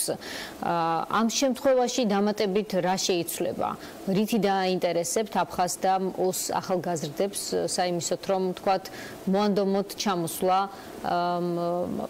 გამყოფი ხაზის მიღმა და ასევე თქვათ მოანდომოთ პასპორტის მიღება და შემდეგ ამ პასპორტით მოგზაურობა, რაიმე კონკრეტული გეგმა არსებობს უკვე, თუ ეს ჯერ ინიციატივაა და შემდეგ იფიქრებთ გეგმაზე? დიახ. არა, გეგმა არსებობს და გამოქვეყნებულია ორი კონცეპტუალური დოკუმენტი, ერთი ვაჭრობაზე და მეორე განათლებაზე დღეს და ალბათ დაინტერესებულ პირებს თავისუფლად ექნება ამასთან გაცნობის შესაძლებლობა, სადაც გაწერილია და არის ძალიან ბევრი სიახლე და კონკრეტული წინადადება. თქვენ ერთ კომპონენტზე დამისვით ახლა კითხვა განათლების ინიციატივიდან, უმაღლეს განათლებაზე და აუცილებლად მოგახსენებთ ამაზე. უბრალოდ მანამდე გეტყვით, რომ რამდენიმე პრიორიტეტული მიმართულება, მათ შორის არის მაგალითად მშობლიურ ენაზე განათლების უზრუნველყოფა, რაც ძალიან დიდი პრობლემაა გალისა და ახალგორის მოსახლეობისათვის და ეს დარჩება ჩვენს ძალიან მნიშვნელოვან ამოცანად, ასევე აფხაზური ენის განვითარება, ზოგადად განათლების სისტემის ყველა საფეხურზე ქვეყნის შიგნით წვდომის გამარტივება და აქ შემოდის სწორედ აი ეს სტატუს ნეიტრალური მექანიზმი, მათ შორის უმაღლეს განათლებაზე, პირადი ნომრით რეგისტრაცია, რომელიც არ უკავშირდება მოქალაქეობის დადგენას, მოქალაქის უფლებებს თუ ვალდებულებებს, ეს არის ზომა, რომელიც ხორციელდება ელექტრონულად აფხაზეთსა და ცხინვალის რეგიონში მაცხოვრებელი პირებისათვის, რომელთაც არ აქვს ლეგიტიმური დოკუმენტები, საქართველოს მოქალაქის პასპორტი ან ნეიტრალური მოწმობა, მაგრამ უხსნის გზას რაიმე დოკუმენტის ფლობის გარეშეც კონკრეტულ სერვისებზე და მათ შორის განათლებაზე, ასევე ვაჭრობასთან დაკავშირებულ სერვისებზე, ასევე მაგალითად ავტოსატრანსპორტო საშუალების რეგისტრაციაზე, იმიტომ რომ ერთ-ერთი ინიციატივა ასევე უკავშირდება მაგალითად რუხში ავტობაზრობის გახსნას, რაც ასევე ვიცი, რომ ძალიან აინტერესებს აფხაზეთის რეგიონში მცხოვრებ მოსახლეობას. ეს ინსტრუმენტი განათლების სისტემაში ჩართვისა არის ძალიან მნიშვნელოვანი, მათ შორის მაგალითად საერთაშორისო უნივერსიტეტებში, რომლებიც ფუნქციონირებენ საქართველოს კონტროლირებად ტერიტორიაზე და უშუალოდ უმაღლესი განათლების საფეხურზე ჩნდება რამდენიმე შესაძლებლობა აბიტურიენტებისათვის, იმ პირებისათვის, რომელთაც სკოლა დაამთავრეს აფხაზეთსა და ცხინვალის რეგიონში, რომ ჩაერთონ ამ სისტემაში, თქვენ ბრძანეთ, რომ უკვე ეს მოქმედებს და მართალი ბრძანდებით, ეროვნული გამოცდების გზით ძალიან ბევრი წარმატებული სტუდენტი ხვდება და ძირითადად ესენი არიან გალის რაიონიდან. ეს ვერსია, უпростоად ეს არჩევანი კვლავ რჩება და გათვალისწინებული აქვს სახელმწიფო სპეციფიური კვოტები და სახელმწიფოს მხრიდან დაფინანსება სასწავლო გრანტით. ასევე იმ სტუდენტებს და უფრო მეტად მათ, ვისაც არ აქვთ ქართულ ენაში საკმარისი კომპეტენცია, რომ წარმატებით დაძლიონ ეროვნული გამოცდები, უმაღლეს სასწავლებელში მოსახვედრად ეძლევათ შესაძლებლობა, რომ საგნები ჩააბარონ რუსულ ენაზე, ხოლო მშობლიური ენა ჩააბარონ აფხაზური ან ოსური. ასევე ერთი ცვლილება, რომელიც დღეს წარვადგენთ კანონპროექტში, გახლავთ ის, რომ მესამე ვარიანტი, ან 1+4 სისტემით შესაძლებელია მოხვედრა. მაყურებელმა, ვინც არ იცის ეს სისტემა, მუშაობს იმ სტუდენტებზე, რომლებიც ვერ ფლობენ კვლავ ქართულ ენას ჯეროვნად და გამოცდის ჩაბარება შეუძლიათ ერთი გამოცდის მშობლიურ ენაზე, ეს არის სომხურ, აზერბაიჯანულ, აფხაზურ და ოსურ ენაზე, ეს არის უნარებში ტესტი. ერთ წლიან საფეხურზე ხვდებიან, სწავლობენ ქართულ ენას და მერე უგამოცდოთ აგრძელებას. ჩვენ უნარების ტესტი შევცვალეთ მაგალითად ენის ტესტით, იმიტომ რომ თავად იმ პირებს, რომლებიც არიან აფხაზეთსა და ცხინვალის რეგიონში, ისინი არ სწავლობენ მშობლიურ ენაზე დამამთავრებელ კლასებში და ტერმინოლოგიის აღქმა ძალიან უჭირთ და ბოლოს გეტყვით ძალიან მნიშვნელოვან სიახლეს, რომ ფაქტობრივად ნებისმიერი პირისთვის, მსურველისთვის ყოველგვარი დაბრკოლების და ბარიერის გარეშე იქნება შესაძლებლობა, რომ ამ სისტემაში მოხვდეს, იქნება ახალი სკოლის შემდგომი მოსამზადებელი ცენტრი. ფაქტობრივად მე-12 კლასი ოღონდ ადაპტირებული პროგრამით, სადაც არჩევითი საგნები იქნება და გაუმარტივებს ამ ადამიანებს მოხვედრას როგორც საქართველოს ტერიტორიაზე უმაღლეს სასწავლებლებში, სხვათა შორის ეროვნულ გამოცდებზე გასვლის გარეშე და ამ ცენტრის ტესტის საფუძველზე, ისე საზღვარგარეთ სწავლებას ან პროფესიულ განათლებაში ჩართვას. ძალიან მოკლედ ეს გახლავთ, მაგრამ ასევე ძალიან მნიშვნელოვანია, რომ ჩვენ საზღვარგარეთ განათლების მიღების შესაძლებლობებს ვაფართოვებთ ამ ადამიანებისთვის, გავამარტივეთ რა განათლების აღიარების პროცედურები, ვახდენთ ინფორმაციის თავმოყრას და მიწოდებას ამ პროგრამების შესახებ, დაგეგმილი გვაქვს უცხოენების გრძელვადიანი კურსების დანერგვა პარტნიორების მეშვეობით და ასევე ამას თანებნის დაფინანსების შესაძლებლობები მათ შორის საქართველოს ხელისუფლების მხრიდან. აი, ერთი კითხვა დამრჩა აი ამ კონკრეტულ საკითხთან დაკავშირებით და შემდეგ გადავალ სუსის ანგარიშზე. მაინტერესებს თუ არსებობს რაიმე სტატისტიკა ოკუპირებული ტერიტორიებიდან მოქალაქეებს მიუღიათ თუ არა საქართველოს სახელმწიფოს პასპორტი და რაიმე ხელშესახების სტატისტიკა არის თუ არა, ეს იმისთვის რომ ესარგებლად უვიზო მიმოსვლის სიკეთით მაგალითად. დიახ. გასულ წელს რამდენიმე ასეულია, მე ბოდიშკიხით ვერ დავასახელებ, ასეთი სტატისტიკა არის და ამ პროცესს ჩვენ ვაკვირდებით.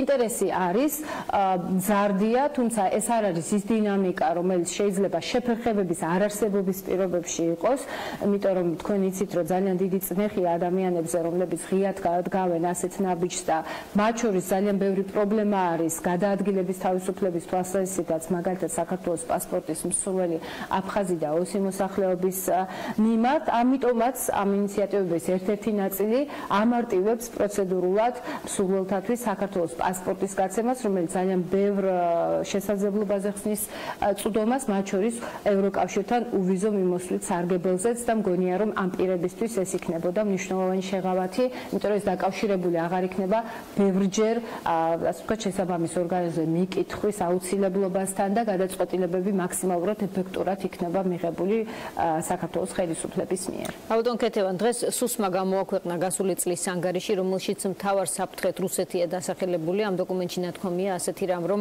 ბევრ რამესთან ერთად ნათქვამია, რომ გამოიკვეთა, რომ საქართველოს ტერიტორიაზე მოქმედი უცხო ქვეყნების სპეცსამსახურები ცდილობენ გააძლიერონ ლობისტური ჯგუფები, პოლიტიკური გაერთიანებები და შექმნან კონკრეტული მოსაზრებები, რაც მოიაზრება, რომ პრორუსული ხედვის არის და ანტიდასავლური მიმართულებით მუშაობას ისახავს მიზნად. მაინტერესებს აი ამ პროცესში თქვენ რამდენად რეალისტურად გესახებათ ოსურ და აფხაზურ მხარეებთან რაიმე ტიპის ურთიერთობის პერსპექტივა. ოკუპანტი მისცემს თუ არა საქართველოს სახელმწიფოს იმის შესაძლებლობას, რომ თუნდაც ადამიანურ დონეზე ურთიერთობების აღდგენის შესაძლებლობა მისცეს ქვეყანას. ეს საფრთხები, რა თქმა უნდა, არსებობს და ეს არის სტრატეგია, რომელსაც რუსეთი არამხოლოდ სამეზობლოში იყენებს, არამედ ფაქტობრივად სოფლიოს მასშტაბით, ამიტომ ეს საფრთხეები რეალურია და საფრთხეების შეფასება კი არა, ჩვენ ფაქტობრივად ყოველდღიურად ხედავთ ამ სტრატეგიას და სტრატეგიის დანიშნულებას მიმდინარე ოკუპაციის ფარგლებში, მაგრამ გამოსავალი წერტილი არის, რა კითხვას ვსვავ ჩვენ, რა უნდა რუსეთს, თუ რა უნდა საქართველოს, რა სჭირდება საქართველოს საზოგადოებას და ამ საზოგადოებაში მე ორივე მხარეს მოსახლეობას გულისხმობ კიდევ ერთხელ. იმიტომ რომ ჩვენი ამოსავალი და სახელმძღვანელო პრინციპი ვერ იქნება რა უნდა რუსეთს, არა შეიძლება სურდეს მას. ეს პრინციპში ჩვენ ძალიან კარგად გვესმის ამ დოკუმენტშიც და არაერთ განცხადებაში თუ ჩვენ მთლიანად პოლიტიკაში ეს არის კარგად გამოხატული. მთავარია რას უპირისპირებთ ჩვენ ამას და რამდენად თანმიმდევრული და მწყობრი ვართ ჩვენ ამ სტრატეგიაში. ანუ ვიქცევით ისე, როგორც უნდა რომ მოიქცეს იმ ძალას, რომელსაც შეიძლება აწყობს ასეთი დაშორიშორების გაღრმავება, თუ ჩვენ დგავთ ნაბიჯებს იმისთვის, რომ ჩვენ ეს ასე ვთქვათ მართლმხარდების კედელი რაღაცნაირად გავარღვიოთ. დღეს ეს ედგას საკითხი და რა თქმა უნდა საქართველოს ხელისუფლება აკეთებს არჩევანს, რომელიც არის ერთადერთი და უალტერნატივო არჩევანი, ამაზე პრემიერიც საუბრობდა ჩვენი ქვეყნის განვითარების გზაზე. ეს არის მშვიდობა, ეს არის ჩვენი პრინციპულობა, ეს არის მოსახლეობაზე ზრუნვა და გზების ძიება ამ შემთხვევაში სწორედ მოსახლეობას შორის ნდობის აღდგენასა და შერიგებისაკენ, რომელმაც ერთად უნდა იცხოვროს მომავალში. მადლობა ქეთევან ციხელაშვილს, სახელმწიფო მინისტრს, რომელიც პასუხობდა ჩვენ შეკითხვებს. პოლიტმეტრი დღეს ამით დასრულებულია. მადლობთ რომ გვიყურეთ. შევხვდებით ხვალ უკვე დღის ამბებში 2 და 4-ზე. ნახვამდის.